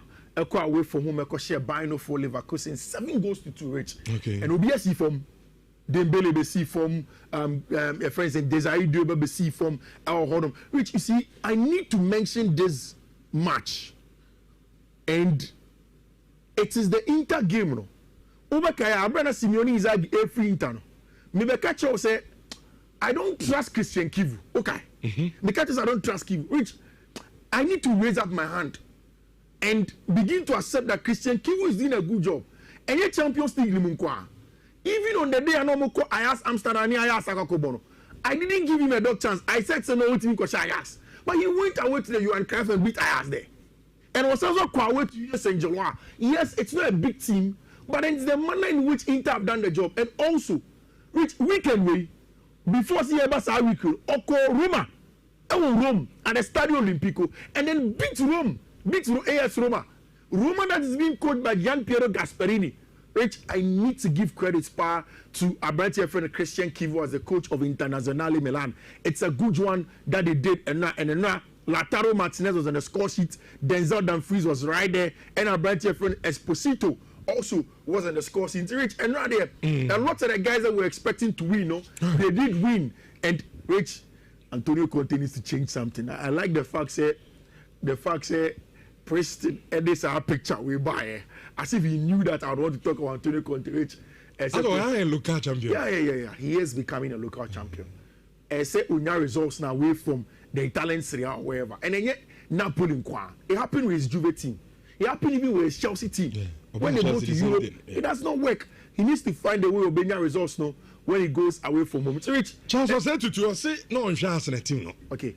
And then no American no say okay. Obesha Hasana. Yeah. They no chance in a team no. Solid. Which may kind of may am Chelsea for so and now it is which Shamu bench Piero and Capiemu Mobile. Arsenal still have Kai Havertz and the likes to come. And that is the thing. And now we have been seeing Vito Jokeres has not been scoring, and now he scored 2. And after the game, Thierry Henry said, be on the point blank. Say Arsenal Belgian League now the champions. Say, that's what we are aiming for. And I like that mentality. Okay. Say maybe the is Arsenal GBB. I think the time is now. They need to make sure they go on and reach Champions League. Table no air share answer. And teams almost the perfect record. Almost 3. Inter, Christian Kivu, Arsenal, Mikel Arteta, and Abrantia Efreno, Luis Enrique, 9 points each on the Champions League leaderboard. No, Dortmund was 7 points, Man City 7 points, Bayern 6 points. They are yet to play today. Newcastle, they have 6 points, and of course Real Madrid have 6 points. They are yet to play today, and then it's a possibility that Newcastle will drop it further because there are a lot of games. Because they will start off with the first one that's going to go on at the Stadio de Santiago Bernabeu. And Real Madrid and the Asia team and friend Juventus. With the first thing is that I got to know is under pressure. Turin. Juve for a catch and they say a Juma no Babeji from Thiago Silva. They are not seeing progress. Yes, can I hear this move? We are seeing a few times where they are playing well. The last time I'm go away to Spain against Villarreal. Omudi catch their first goal later in the game. That's when Abrantia offered Chelsea. So they want to make sure the team is going in the right direction.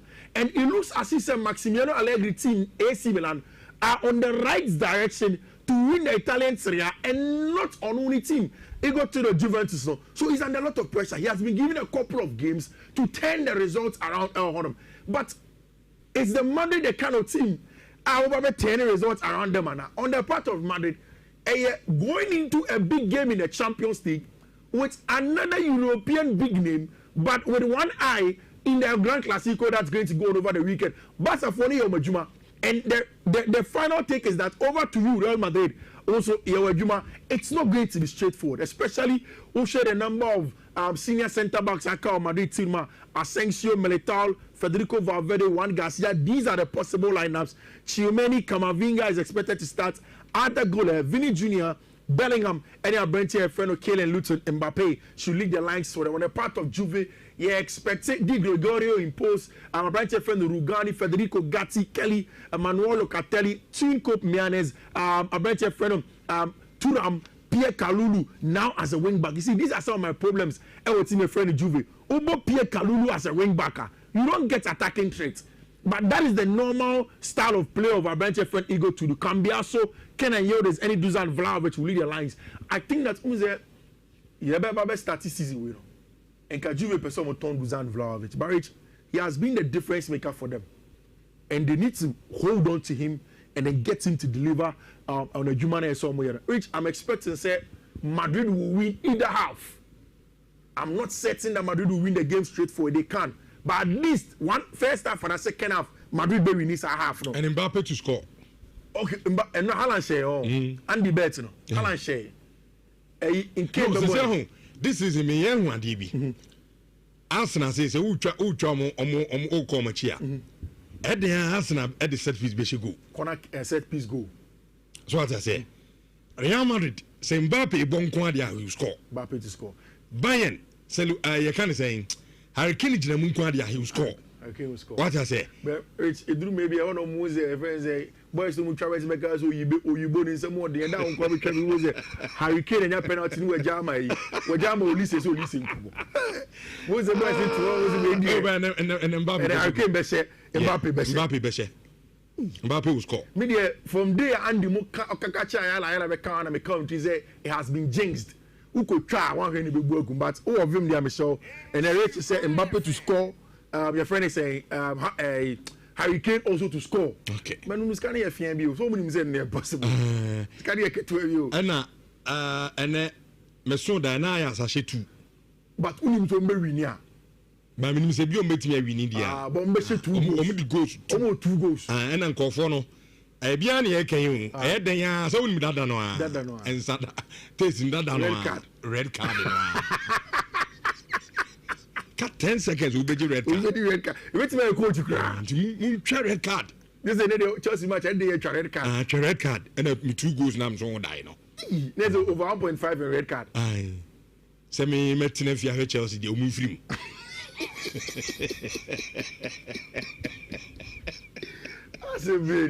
He started game Yanka red card too. Naga I asked for an every Jumana Mami. Or film Champions League. Minimum in athletic. Moments means they say, Mom and catch up. Against the overs, you. We are open. I mean, say, Sir Chelsea need to change it. Don't change in Ebo Grammy. Don't change it. More. Yes, I asked Amsterdam and LBF. But the very good news about just before says our game and said Chelsea have gotten a new sleeve shirt sponsor. Okay. And according to Jacobs Ben and then Sam Johnson, Chelsea are very close to the front shirt sponsor. No? In fact, according to them, it's just a matter of weeks that is also going to be announced. And now, Enzo Maresca pre-match press conference, no, interesting. Which Makase on, it got to a point where now Enzo Maresca had results. And now in will be anywhere to buy, whether from the English media or even for the local media here. It was essential about results. In the last 3 games against Benfica, against Liverpool, and also against Nottingham Forest, Chelsea have gotten results. But what is missing now in the Chelsea team is how they will be able to build momentum. In terms of momentum from the point of view of players and no free injury, Maresca seems to be getting it inside area. Now Romeo Lavia is back, and now in the training, Abranche friend Enzo Fernandez was back in training. Pushe Abranche friend of Liam Delap, or see Liam Delap will start training very soon, and in the next few weeks Liam Delap be back. So he's getting a key core of players available to him to play.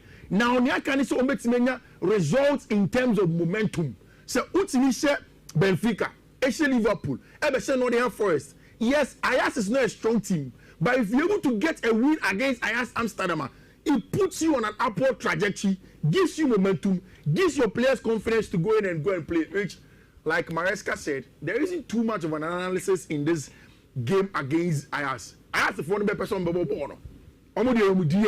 Wherever they go, they want to play, they want to have the ball. But you as a big team need to win the game. Find device ways, play and win the game. Like I say, Maresca assistant from 3-2-5 now into a 2-2-6 in the last line. So I'm expecting that Fofana, Tosin Adrabia will play.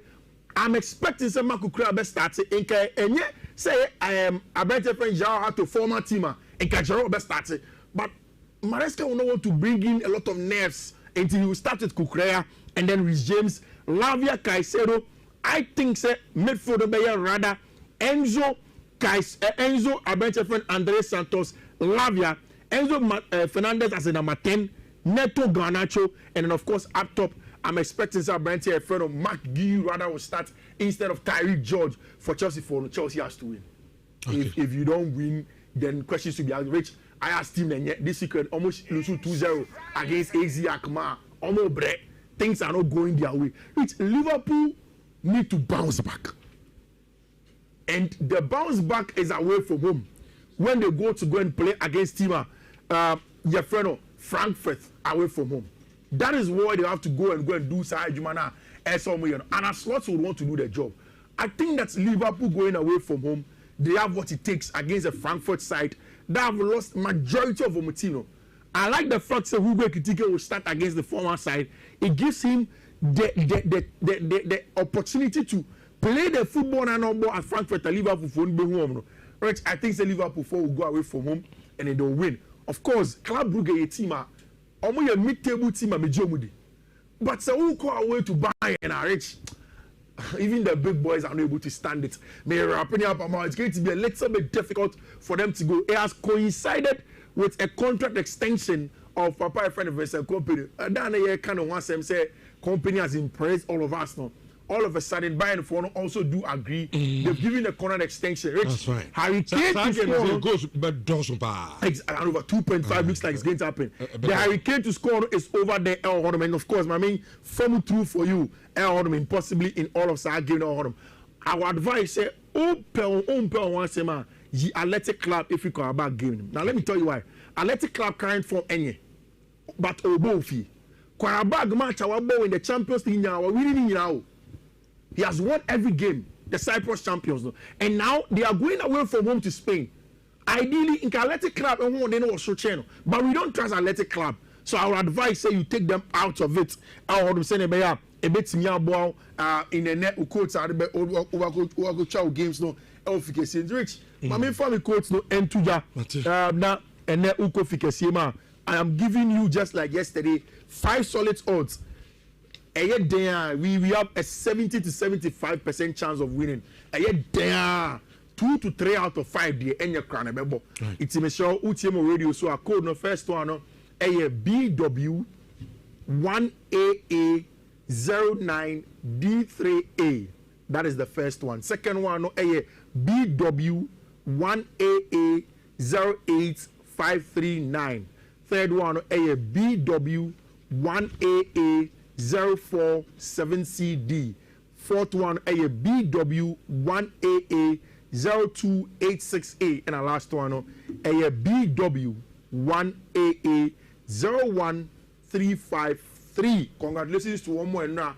Omudi and I'm sure saying it's going to happen again. When you have Fifi Manfred, Twitter, Facebook, you get all of them. Thank you. All right.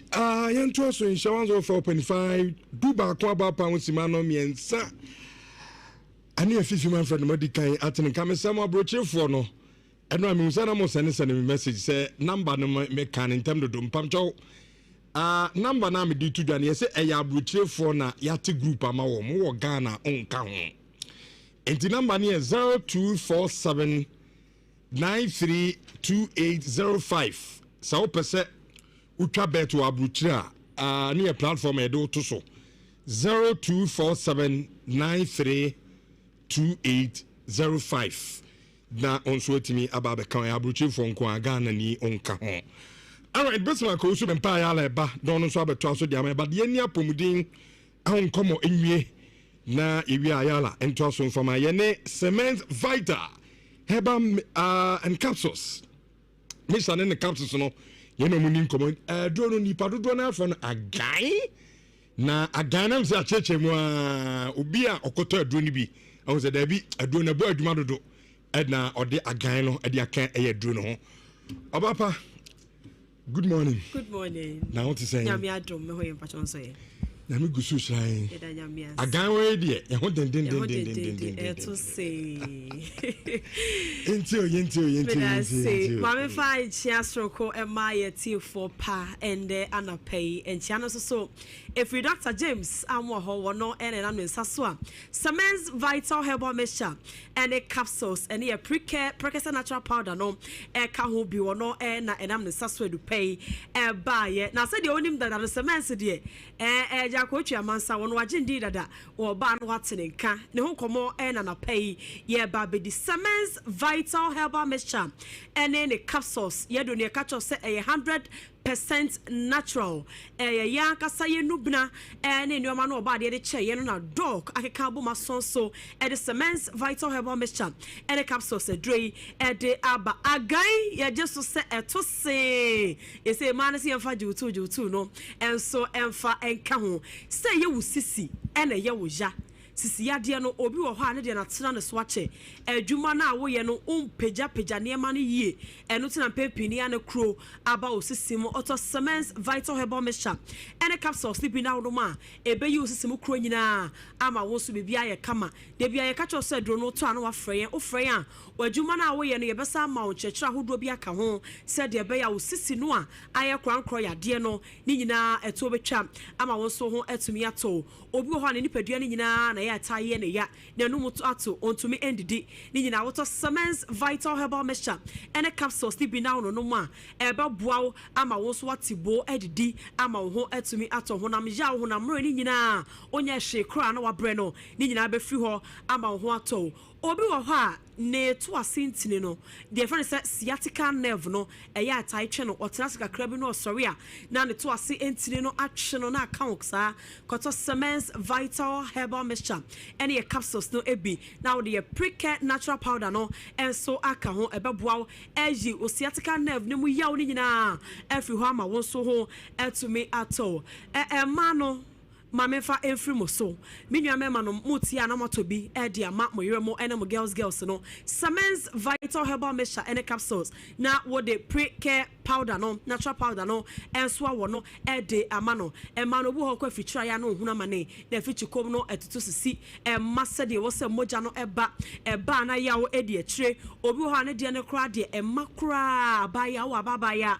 Wedru fie wo se kwa fitire na so still ohu moja me pachoto Cement Vital Herbal Mixture and a capsules and a pre-care natural powder nefa no me ensa no ema no ono no ma beboa ama fichiko ni nyina ya wo tini wo mu nyina na da ne calendar ye boni di wo ma adwuma ye se ne date se ni nyina etu obetwa ma ho etumi ato ye numbers no 0244 0244 718 718 557 557 0244 0244 718 718 557 557 and 0241 0241 604 604 702 702 0241 0241 604 604 702 702 yeah kase emema bebira sampema na ma na ni age na omosre ema no so bebira asa wo mo nya de o matin kanatiko eno ti ukunu no magan no dofo no ono magan semens no de behia eto sen na eba na wo ba no so wantumi ama na anje ne tu a wa ha be ma no wa ha yen so ema no so mokota semens vital herbal mixture any capsules slowly bido watin kan no wo form enti ukunu ba ho a wo ni nje no wa ma na ni age no ni nyina ebe free ho obu ho so a dryness ne de severe na se ewo we se dodo be ma ne beba beko na watutu akro oto semens vital herbal mixture any capsules na wetness na wo hia no ebeba kama libido no beko sro amaja de boy ni agan no mumieru nyina mahu so emfaso emema no obi ho a ne de no etimi sorry de na so adwuma no wo seye no etumi enye okokakra bi na wa brain fa bi premature ejaculation wo sorry ya hwetere sam no de akogu ni nyina oto semens vital herbal mixture any capsules bi na wo no ma wo de pre-care natural powder no so ka wo na wo no ma ebe boa eye osisi no ebe yi mu ntini betu ntini so na wo so agan watumi ato se ama mano ama o fans obi o ha be ma no ya na ne jo so twa no na yade abem haw ewom odwonso mpre bebransa na ade ache obi dwonso na mu pai mienu a oso oba be wontafo ona moso mundi kan fra me atapapa ya fra watapapa bia yade koto semens vital herbal mixture any capsules bi now the pre-care natural powder na ka ho ebe yiyi wodwonso twa mu yaw ni nyina odwonso ebe flow kama oda wo beda ama bibia so aye kama na ye pre-care natural powder no ade bi efa akoma ho bia heart related issues bia wakoma no ebo periperi wakoma no wa wo tese mo se de wo se ebo a oto ye pre-care natural powder no now the ka agan no pills no ene ensuo no ho na wo no ma ebe boa agi akoma yade nyina every ho ema no so mo hormonal imbalance as a hormones no ene emesisi ye affect uchi makro wanka so ni padua no ho so affect na koto pre-care natural powder na wato agan capsules no ene mixture no e de aka ho diabetes emema ne ma no so mo hia wo no mo nyina moto agan na mato pre-care natural powder no e de aka ho ono no mo a oba no be ye fertile be ma no be ye fertile mo de boani a ebedu bo so mentem na nyisen aba na afa ani je aba fi ho esaye immune system supporter etimo so a enkwamo no anyamede egu yemu no omomko yade no wo de no kofom na woto agan no now the pre-care natural powder ne ka ho a eba boa ma nkwamo no agina brane atumi ako e de atia jarewa pressure any stroke san ya de ni nyina oto semens vital herbal capsules and a mixture no na fe o de pre-care natural powder prekasa powder ne ka ho a wankasa obefrem e di adanse your numbers no 0244 718 557 and that's 0241 604 702 yeah do no e herbal shop any pharmacy shop bia oko herbal shop ne pharmacy shop e ben bia also semens vital herbal mixture and capsules no ade pre-care natural powder ne so e de aka ho ne mom oko oboase Jose Parker VOA e Drofie obenya biato Vicmac Pharmacy so ewo Obuasi JJ and Ababa Benton so ewo Obuasi Estate Farm Milk area Sunshine Herbal ewo Tanaso Healing Herbal so ewo Atonso Sanso na oba eye Ashton wa Baseline Pharmaceuticals obenya ye dododoma ene bako na won so wato ukọ tafo Kumasi Heya so PF Pharmacy enso ewo 3 miles ho a obenya biato Humble Mother Pharmacy ewo Araga Junction ukọ Brekum bono so a Gideon Hena Heba ewo Brekum ena Clement Heba any newborn pharmacy nyina ewo Brekum ye outlets no medical catch say edoso bebre ti de hia so be free numbers na de atodwa no e number no so ewo WhatsApp o how bi a record ya no ma na tie de amaye ye betie o na nkomo bi ewo ho bia na ye ne wo edi mema ne titu oto agan na afre brotherhood code ne wo ho ye be bie di amount na wo so ho etumi ato semens vital herbal mixture any capsules ye just say agan better say me that say enti emema no a there be a mama a man ebe mu complain no you say a guy na ba mu kotobi maje nkwanaba be ma bia ye be sa te so be bi ye complain say wunti onya de ompam no obedem brotherhood mo mpam no be you free brotherhood ni mu ko ugu ani ma se sa pepe say duro honum bi oba de ubo no ho ka wo nti nane no mo fa be say nane no yadamase pa ne adupa mo de abeja so tifo yento adwumadi no so 4.5 where the midweek edition UEFA Champions League eguso edin komo kakra na enyakwa be fie meka say kuma say Asante Kotoko ma touchdown ewo Mohammed the Fifth International Airport ewo Morocco Casablanca kronim enti yebedin komo ne ba yebefia Kotoko the 20 players ana Evrem awo Morocco a players ben ni na no mudi ha ye de betu dwana monso mahu sadia wonsam no enso city but the breaking news is that kuma asasa no kwa koduru nyame do ma koduru kama ye be fie ba be di san komuni na na timi adi amamti ye to UEFA Champions League nkoma no so na enra 9 matches a ye bo ne ahum kakra na afie ne de no so ne abibiebiem na monso aja eze beti no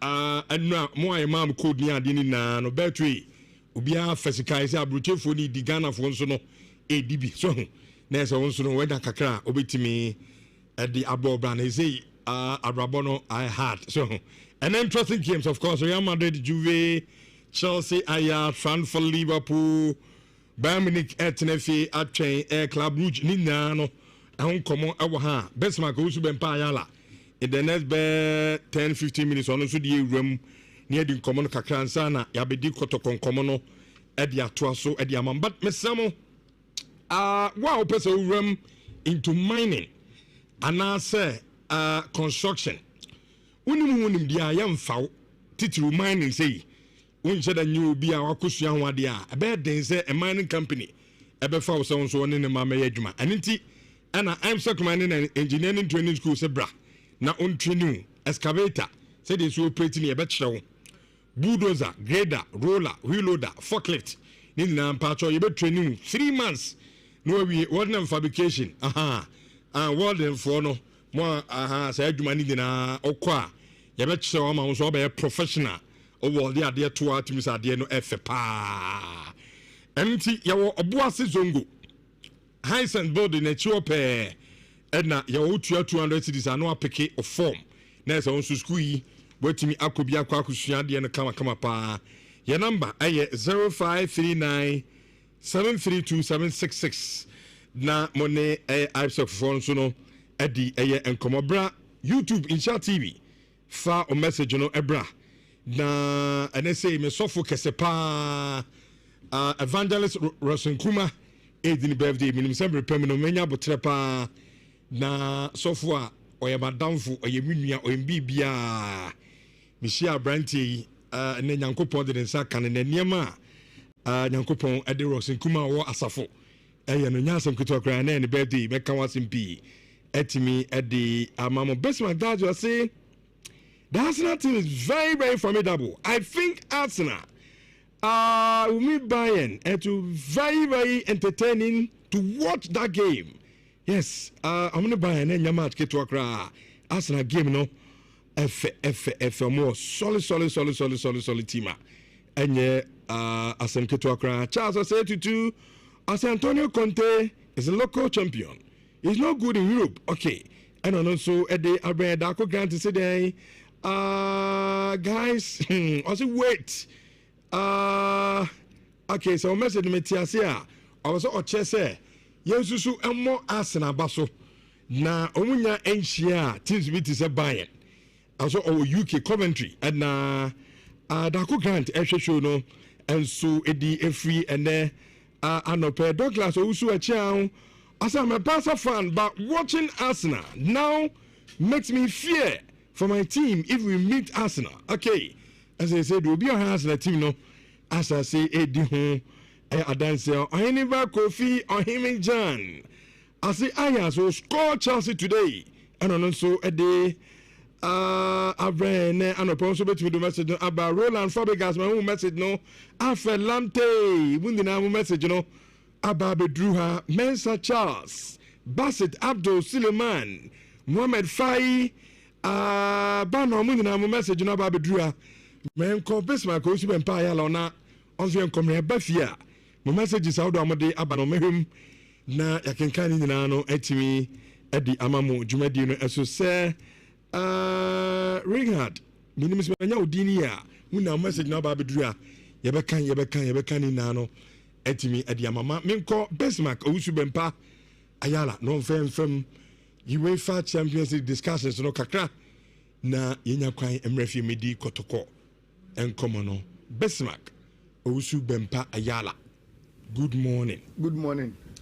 Now to say, oh, after the course on radio, now, you said there will be more today in the day. Oh, yeah.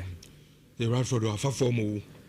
Yes, and yes. The Bobina, or the Branton, could see how they say first. Oh, no. Now go next. There's a statistics about him. Okay. Yeah, the but to you. Now, probably can make it just say, goes, Baba. Sure. And goes in a buy. Now the goes bem 1/9 of Champions League football. As many as 43 goals. And that is how enjoyable an Nhyira na Champions League in a year. International person over tactical bonus. Fifi brought this picture, I've brought it to Bleacher Reports and I Champions League trophy no. And a cooking popcorn. And a buafaso. Professor Chen said you enjoyed it like a cinema. Our popcorn and super place. And huye. Kakrebi on Nhyira games. Rich, me Barcelona ni. But I am not carried away by Barcelona 6-1 I share Olympiacos. No. The performance was not good enough. Say I share Real Madrid. And we're born a boy in Inter Madrid. Barca will need to up their game. Look, I'm going for Bebre Evangelus Marinakis, who said, or owner of Nottingham Forest, and also owner of Olympiacos. Now, people are saying, say, in barely 3 days, or she any team lose to Chelsea will fear 3-0. Then Nhyira Barcelona share no 6-1. But Rich, no credit say that red card to Santiago has say change the game. Yeah. And meaning say if a red card only referee. No, that wasn't a red card at all. And I'm my mention say who said if I will review their laws of the game. The Nhyira a red card next Sunday and say it was a second yellow card. And I'm red. Now, Manuel say any straight record, VAR doesn't intervene. Okay. It's me a short passes and can a straight record. And then VAR Korea and Komagacha referee say what he has given the second yellow card for was never a yellow card. But referee Jerry VAR also crowd with me can referee say overturning decision because a second yellow card and Odiama. I think say these kind of errors, no. And remember if I'm can say look, whether a second yellow card or not, once accumulating into a red card, you have to review it. And then I come here and Cabrante and Minyasho say and Kobedi record. And yes, football you can't predict. But Rich, Bonana Basa Sa time na Kabi any penalty atika baako they were growing momentum no. Rich Minyasho say Kebe 6-1. I'm not sure. Say we could have won 6-1 over Team FN Olympiacos, but after the record, it was 4-4 for Team FN the Barca. This was the statistics now making one seminar. Rich Unum said this season, player BNY why goals assist contribution in the Champions League than Marcus Rashford. 5. Only Kylian Mbappe 5. Harry Kane 4, Erling Haaland 4, Anthony Gordon 4. I think say anya shekra no na performance ni nye good but Rashford gave you the light, say, and that's something to smile about the form for team your friend Barcelona. Look, PSG because Bayern for Leverkusen any news, but 7 they are not them to do.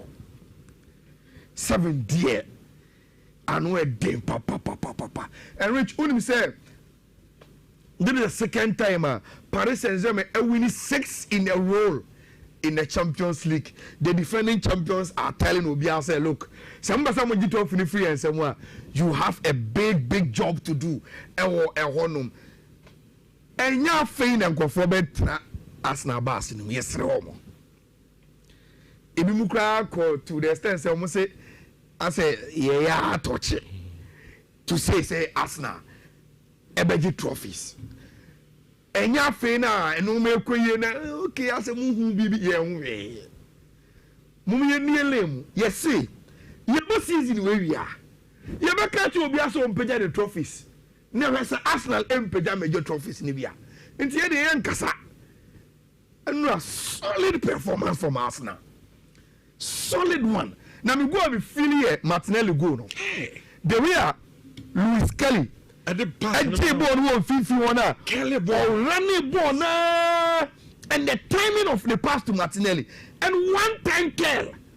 Which is not easy to beat All Black, but to beat him with that accuracy, look, Arsenal has come of age, and they are one of the most complete teams in Europe. Now, they have me to say, Rich, Arsenal are a team who to miss Spanish size in the door. And now we can watch Spanish teams 7 times in a row. 7. So we shall Spanish 7 times in a row. Now, Rich.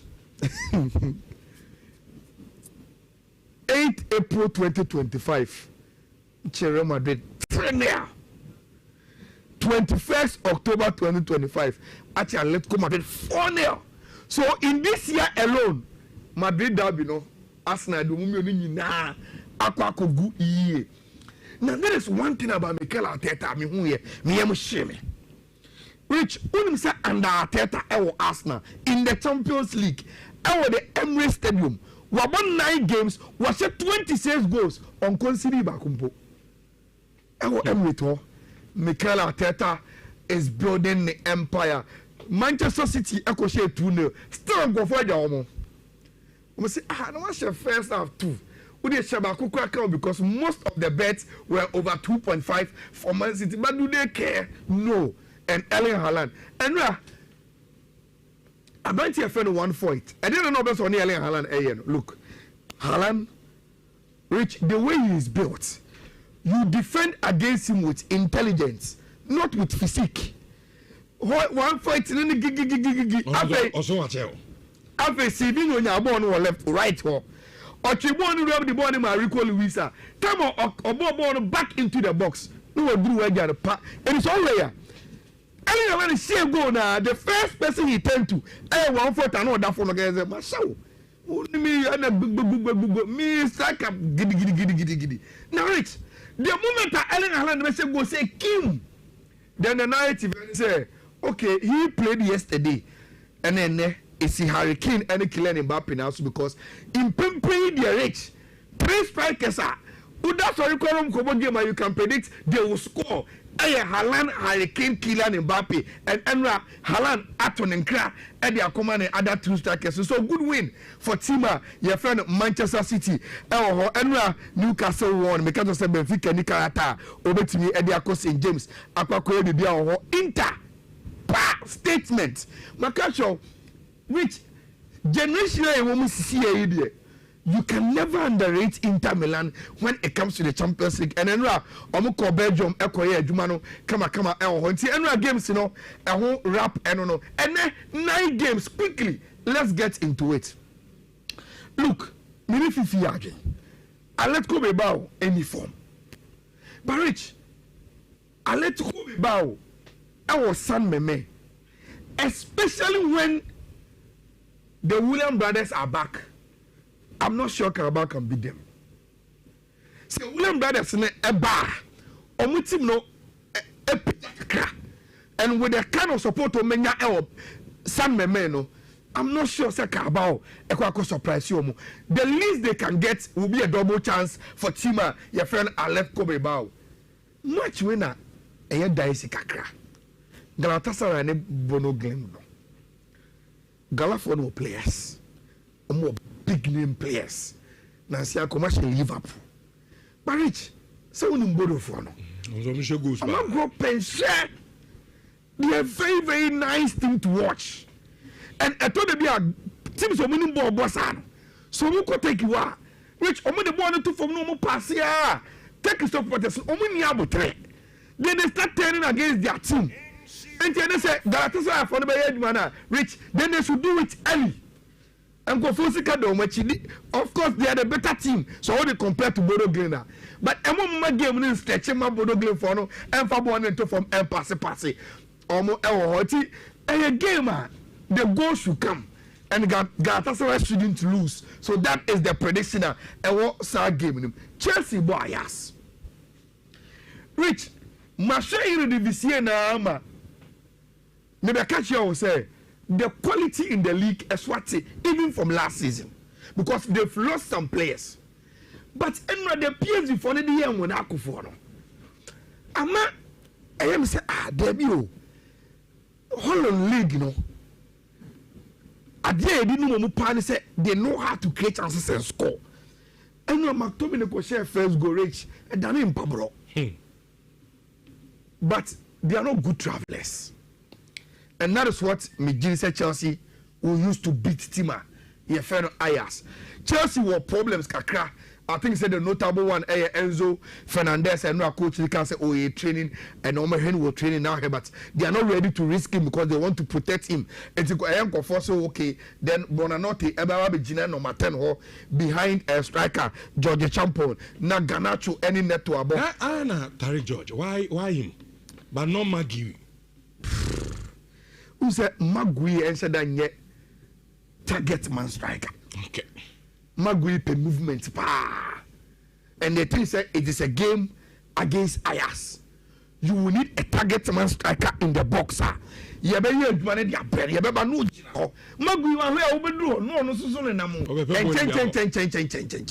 And I think say Magui akulon Abba. But Tariq has been there. And for consistency and familiarity he is there. Say games be say no. Say only striker na obetimi ababe ginem and they are rich. I think say the Ayas team omu where was.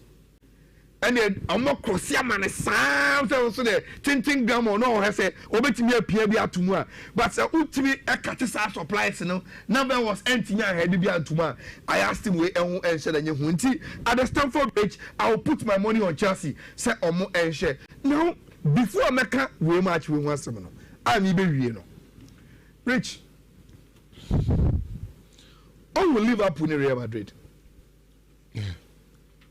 Who said Omo cathedrals of the Champions League but so when the Champions League nature Rich, there have been a consistent narrative here around those two teams.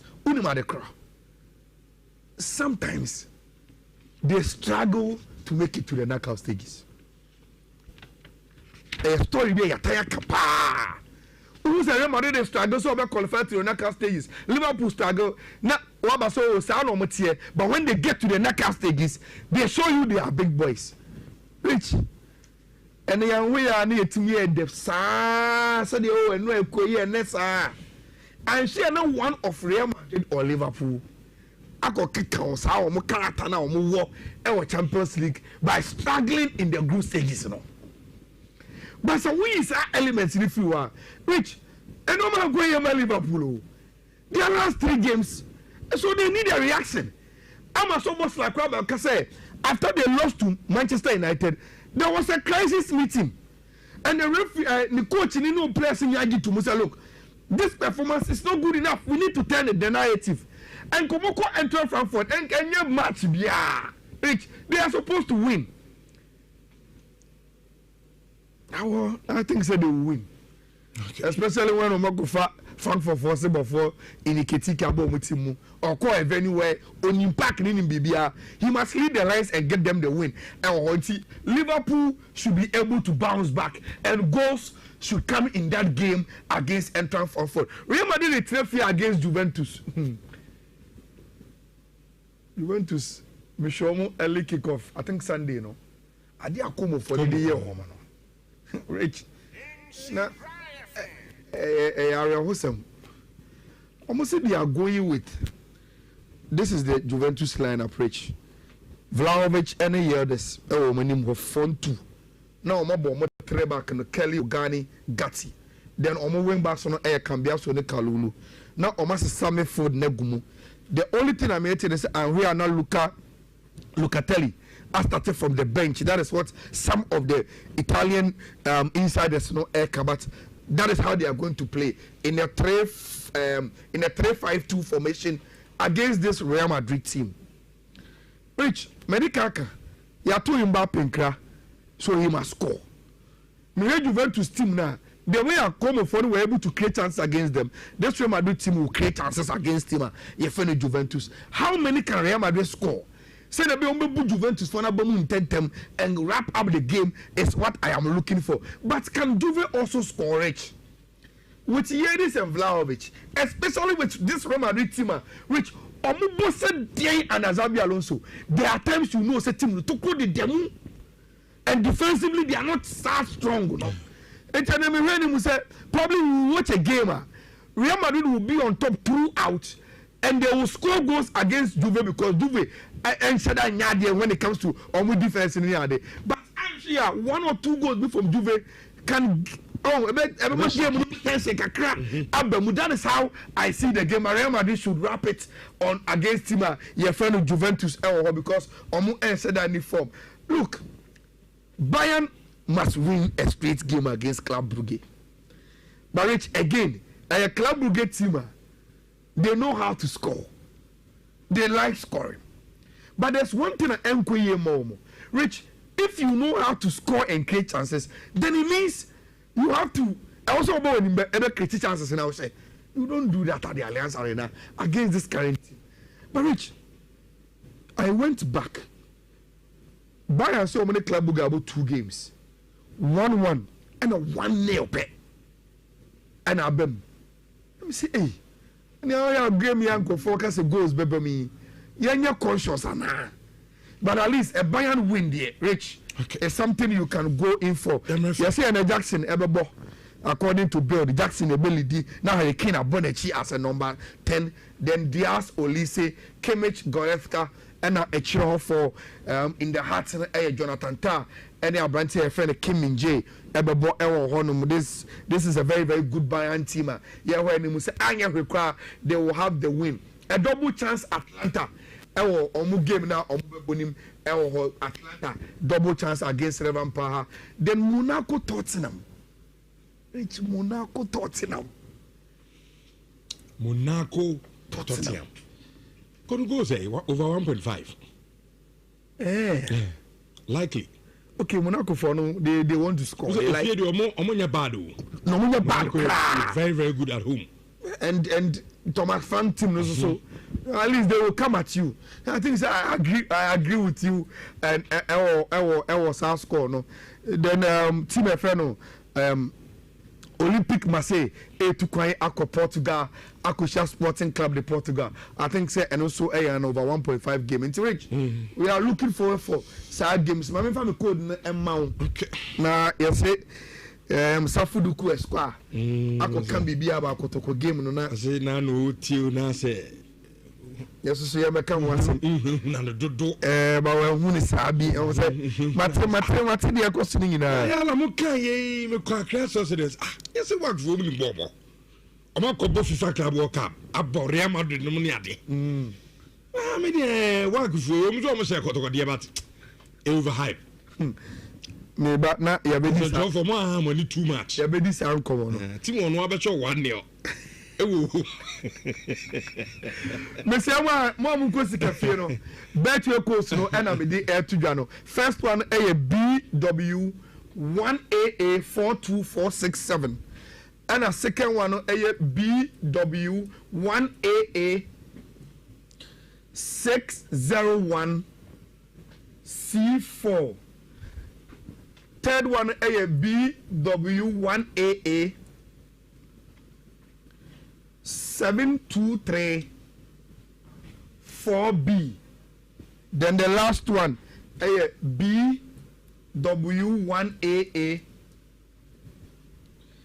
78DCF. And 4 bet to course.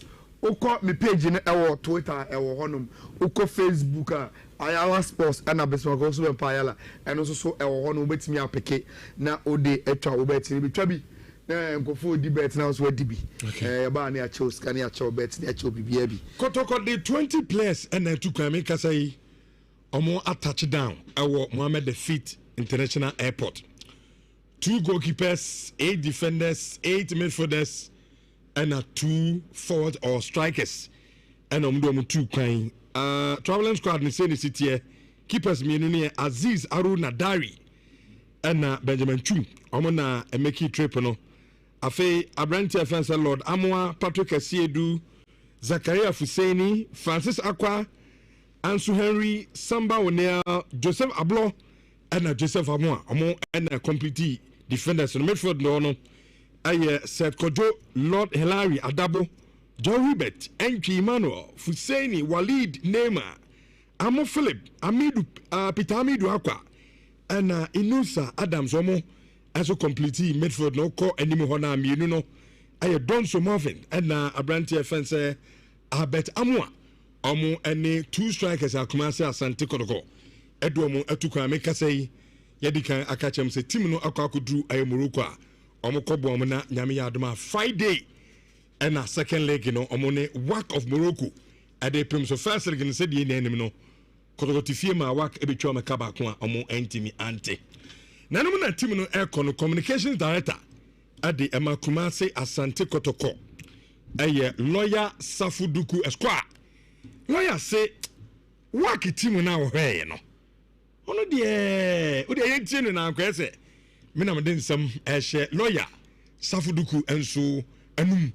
I say Waki team no hu ni say.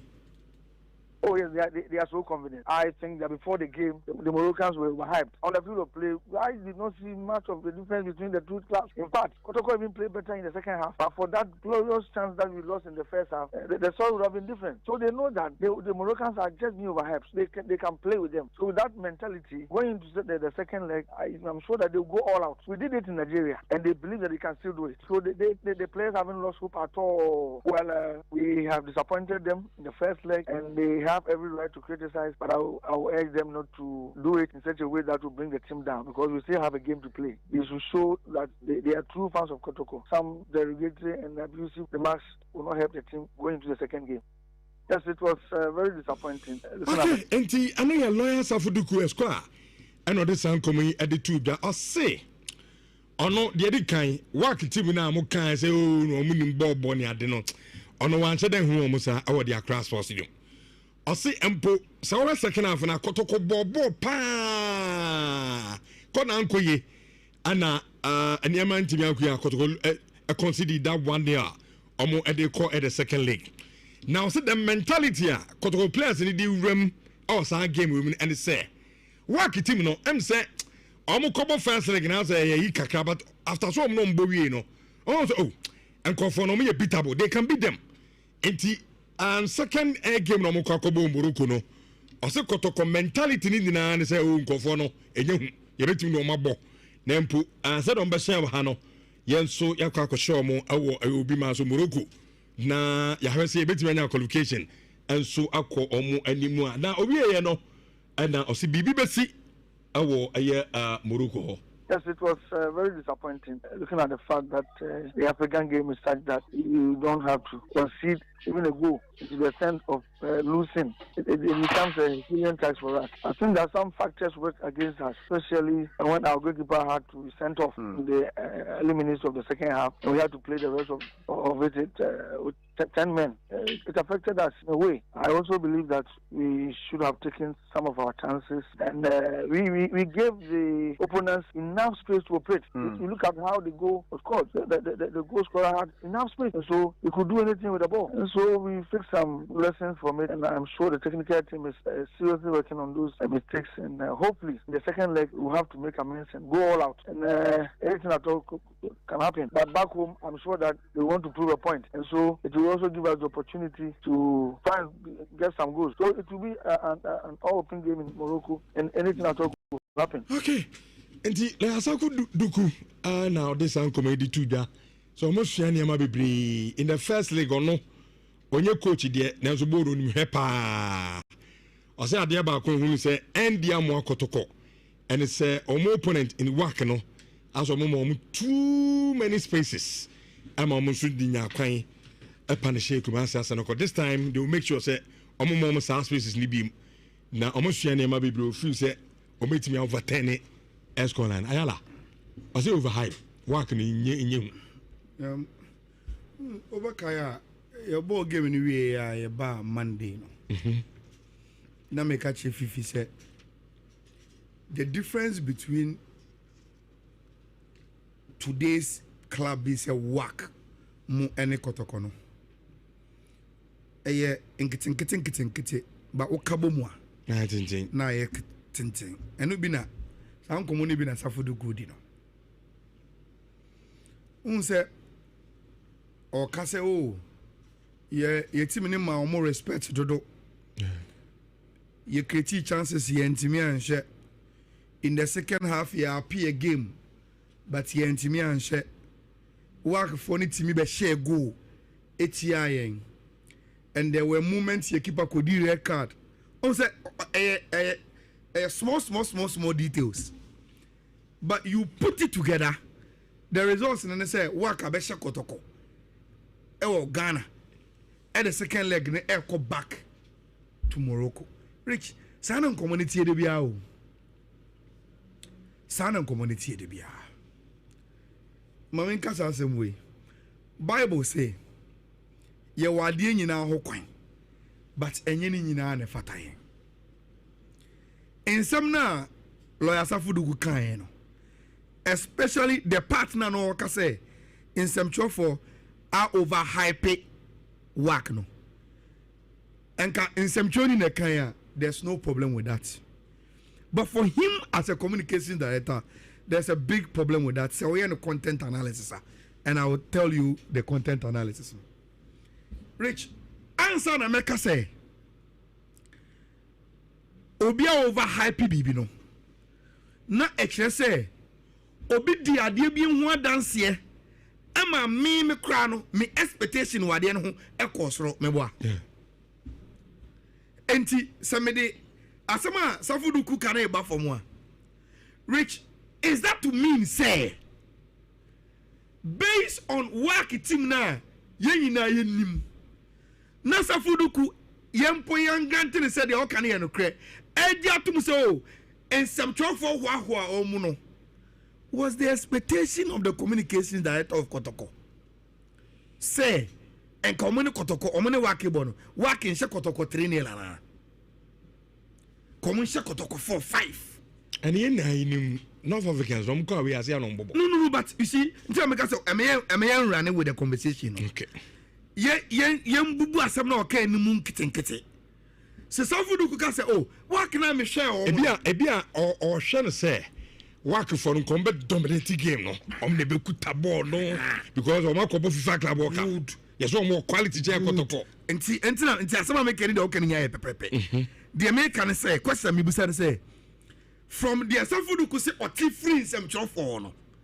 any work team now onim no na say even the Kotoko communication director our class sports stadium on Sunday was expecting a total dominance work meboa and beat them gidi meboa and what he is saying today and he say onunu Safudugu aye Kotoko communication director no na on stadium wa o hwani musa work be show bebre because sana sem twofo ne kan no ambamu sa hey Rich and as how dey hu if the Kotoko communications director getting along those lines then he was expecting Kotoko to be beaten. But he's just saying so, but we were beating only 1-0. That is what he's saying. As more can no. So who trying to So but so just we are musi jijin ko fo esudie na ni so mkokunye o eso mo share ba akope. How does it sound in your ears? Saying some choni na can no problem. But that shouldn't come from the communication director from Kotoko. Rich, with the Amakano, you can flip it also and say oh, as a PR person, because there's a fudu the difference between your own air candidate and they say he is doing PR, I am doing journalism. And Rich, in PR, sometimes I also want someone a cracker, not a some grain, not a GDA. So Ebia, Safuduku bottom line, and they say, oh, can't not say Kotoko play a beatus here, one advisor. What yet to say? Kotoko management no she place no kwese masa se mutie sem twofo na abo no se na musi respect wakwa no moko you respect them more and they will beat us again. It is over tie na baby no ka say o two Kotoko supporters for some negative comment enye munjai so mon kan sem pankati. So as a PR obeso o leading the conversation sure na enye GDA conversation. In reality, once I'm joining the one say Kotoko echo work ni enye, but you don't expect Safuduku to speak like you. Sure. You expect him to speak like Obia, or that's what GDA, because that is his job. Or a PR person, or a journalist. It's often a negative where Mijini say to say yes, person go for but that one is there. But you flip it to. And in communication, you understand from a PR position, say, as some now can or my GDA say, look, go for a boy or any boy. Rich, and let me tell you this. Safuduku is even talking about the second half. Michelle Bo only bear 30 minutes now. I was impressed with what Michelle from Kotoko for. Michelle first 30 minutes now. Let me say, hey, as a Kotoko for are playing even above my expectations. Against work. And so Okasa, he's not wrong. Just that baby or Nunijana or they can asamano, they can hear baby or Rich. Me enemy didn't come over. I will not want to go into details with it. And I think say if you're watching that corner, you didn't come how Kotoko should approach the game. Sure. Even though the chances are slim, no, not your barber here, but as a PR here, your money benefit of the doubt now. Yentina say a crime is sooner young queen. Guests our YouTube or say honestly speaking, apart from the scoreline, I didn't see anything special about this work team. Almost on bombo. Unless they be a woman of Africa. Minister feedback, but on bombo. But was in the back of the message. Guess, you see, that is how these people are. No for this, born on Friday. Even if they don't change much, Rich, it was an away game. Yeah. There was something at stake. And they came for it, and they've taken it away. Born here, what is at stake? At the end of what game, and it's all there. Even though they played well, but Rich. At which point na Senkawe work ni na we mshisho. Go say one. Awi. Na Kotoko body bless but na enye boy dey yem shishia to work for no so. They showed say throughout the 90 minutes they were a mature team than Kotoko. Kofi. In research na e be din common be but I say overhyped. I think they just have to focus on the next game. Like Wednesday, Minister Safuduku interview no and no. But of course, the conversation has to now shift to game on the game over the weekend. No, I think they say UTA dia maybe Safuduku FIBA, any maybe IL FIBA, and even for some of us to say many guests, like I say, who should game now the work team doesn't strike you as a team man. Who didn't change to go be now. Baby, who deeper money you're worrying is a rich team man. One in a bar as a onyadi but or end up so show that team team as a ball but still but as a Arsenal Only because it's boring. But they end up winning games 1-0, 2-0. So Kotoko should be wary of it, and the focus should be on the next game. For me, I think that is the most important thing right now. Kotoko focus here and making sure say at least it's a respectable performance when they go away to Morocco. That's the most important thing. Then after that, we look at the experience here in Yano. How can we build on from there? But of course, Karim Zito has shown he has the experience. So Kotoko turning around saying because I think that it can happen. Oh yeah, football. Oh yeah, they can turn it around. But you see, another person let me tell Safuduku again. No, because I better more and share than 100% faith and all of those things. But still, Kotoko can get something out of the game. They should push. If possible. All right. China. Did go say 2 goals? Oh no, I didn't. Like I know.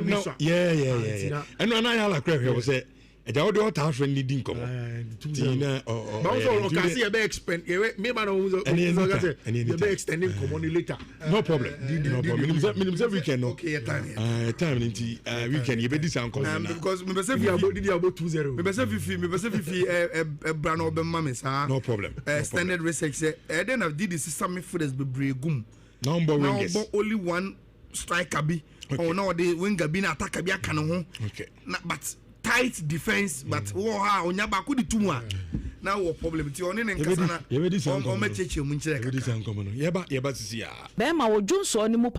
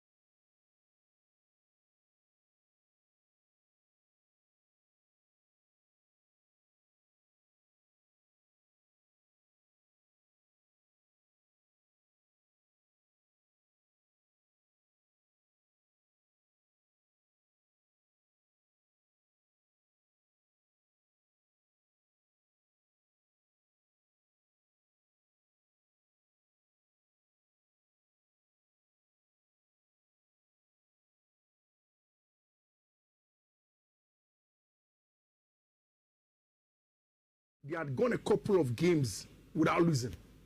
And only a very, very strong team. It looks as if said the second coming of Niko Kovac is going in the right direction. Oshe games are called soon run. Most of them games are not answered and yet big boys versus small boys.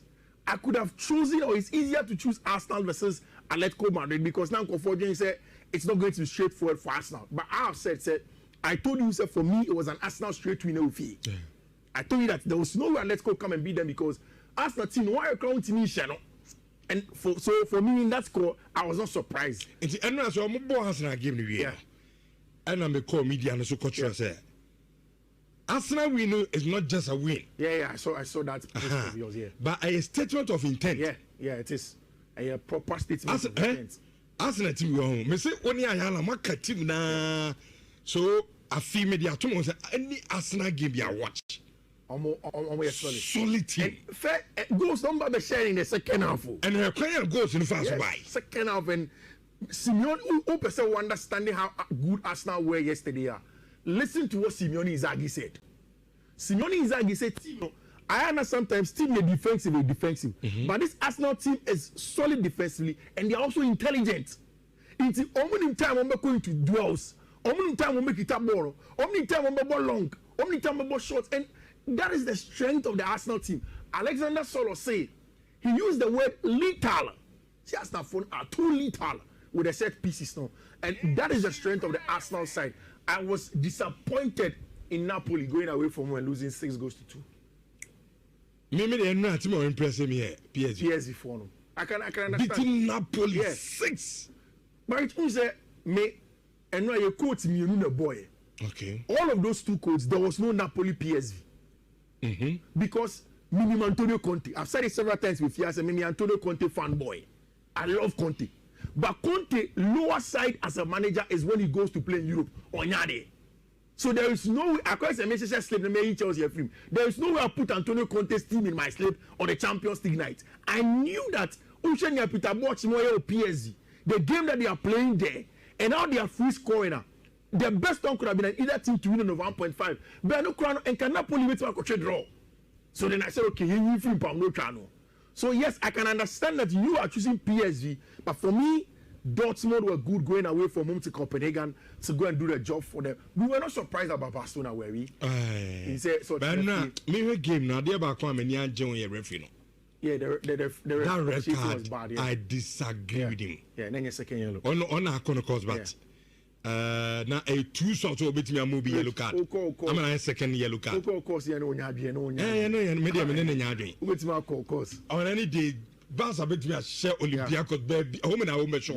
Yeah. But referee more than akaka. This is the order. Paris Saint-Germain echo away from home echo share buying for Leverkusen 7 goals to 2 rich. Okay. And OBS from Dembele be see from friends and Desiree Doué be see from our Honor. Which you see, I need to mention this match. And it is the Inter game no. Ubekaya Abrana Simeone is a free Inter no. Me be catch Emamo, aya, before me bow no H&H 4-in-1 Gary mix no. Me pacho me gusua make house when nije Gary di ho a. Me pacho so to be at the papa. There's a one tactics amafa. So go for a record diet. Sure. Go for be so mo di and adwoa.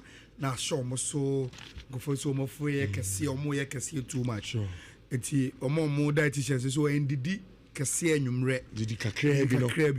They say who did area, who did you pay area? Okay. And you ran the air and coffee and didn't buy a common no. No. So be 8 and 9 after was a comedy. Be a free Jimmy. Oh, we are now Uncle come so it's the same tactics and then say, okay, would you pay H&H Gary Mixon? The OPBR, whether I saw your nose and normal one, Nana said the OPBR. Now the water once I ship another two. I said, come I said, do I said, oh, da, ye, they hear no answer their goonsum. The day, not as a mount, be a mount, and it's now the other. Sure.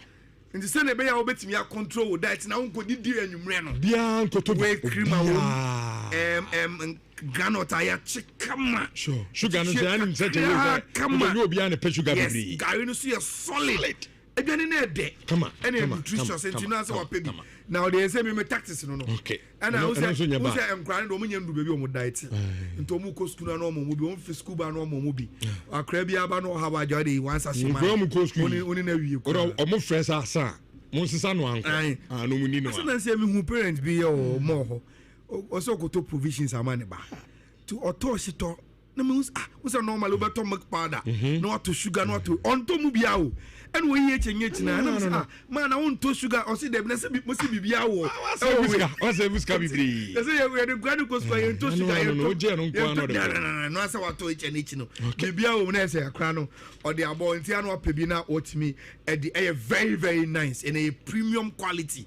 And to na otimi guy mix na ba ni H&H na papa entina ye di hwadan se e de ama no bet we see en kai wo se uno mu ye adwuma na o ma reward we nti e no mo de bet rewards aba more na ultra bet e wo bet we no say sport bet o say casino bet o na o accumulate 2 points and say because I'm saying I mean me bet reward and I'm convert it into ska and I'm return me bet no so betimi ayebi so wo account wo bet we na ultra bet wo nko ade a o ko bet rewards abon so wo points e wo your points are any points keke ultimate converted to scanner the idea opb so we be try bet for and as obey scan na also so e dey akoye online ni nyina e wo wankasa ho eno e na ma betway e catch us say osombo e de mom no maka say betway e get way more sa no ma ni nyina e kan undi 18 years am srew bet no onkan twen udi 18 years na waso aba na ye di ago ne kama and na wadi 8 years e kwa wo betu ya o betia no better responsibly e di ama ye nyina hwe no afa rent ankwan ko twa bet e wo ho nti rich okay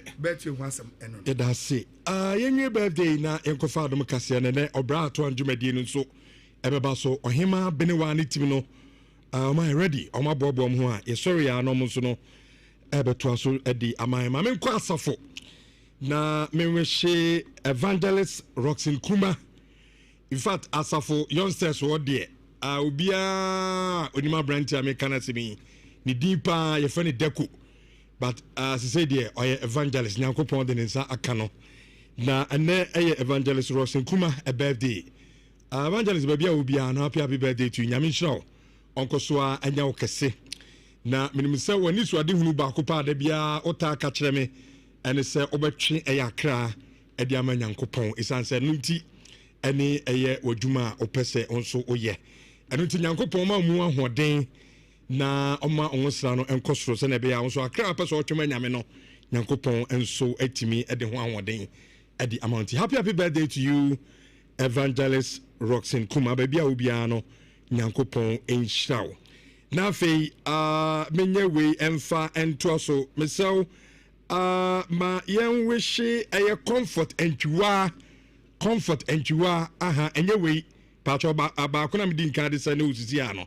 aha sisa no enti me wishi comfort entwa owo Nottingham UK ona eye comfort entwa owo happy birthday to you nyame show pa na onya okese oye nurse ni awo eye UK we free eye minister Obrempon Mafo Ghana Baptist University College and na ose yare show happy birthday comfort and you are Nottingham UK nyame show na onkosoa enya okese awo akontuma onso owono we so ye from Edina ose yare she charity owarewa one ne ba na edi any birthday ne ba no so ade eye karita mundina no mo eye UK enti owarewa charity when oba eye karita mundina mo UK no happy birthday to you mumi enu nina nyame shamo no nyam kese akontuma mo nyankopon koso amomo ban na makoma so ade na no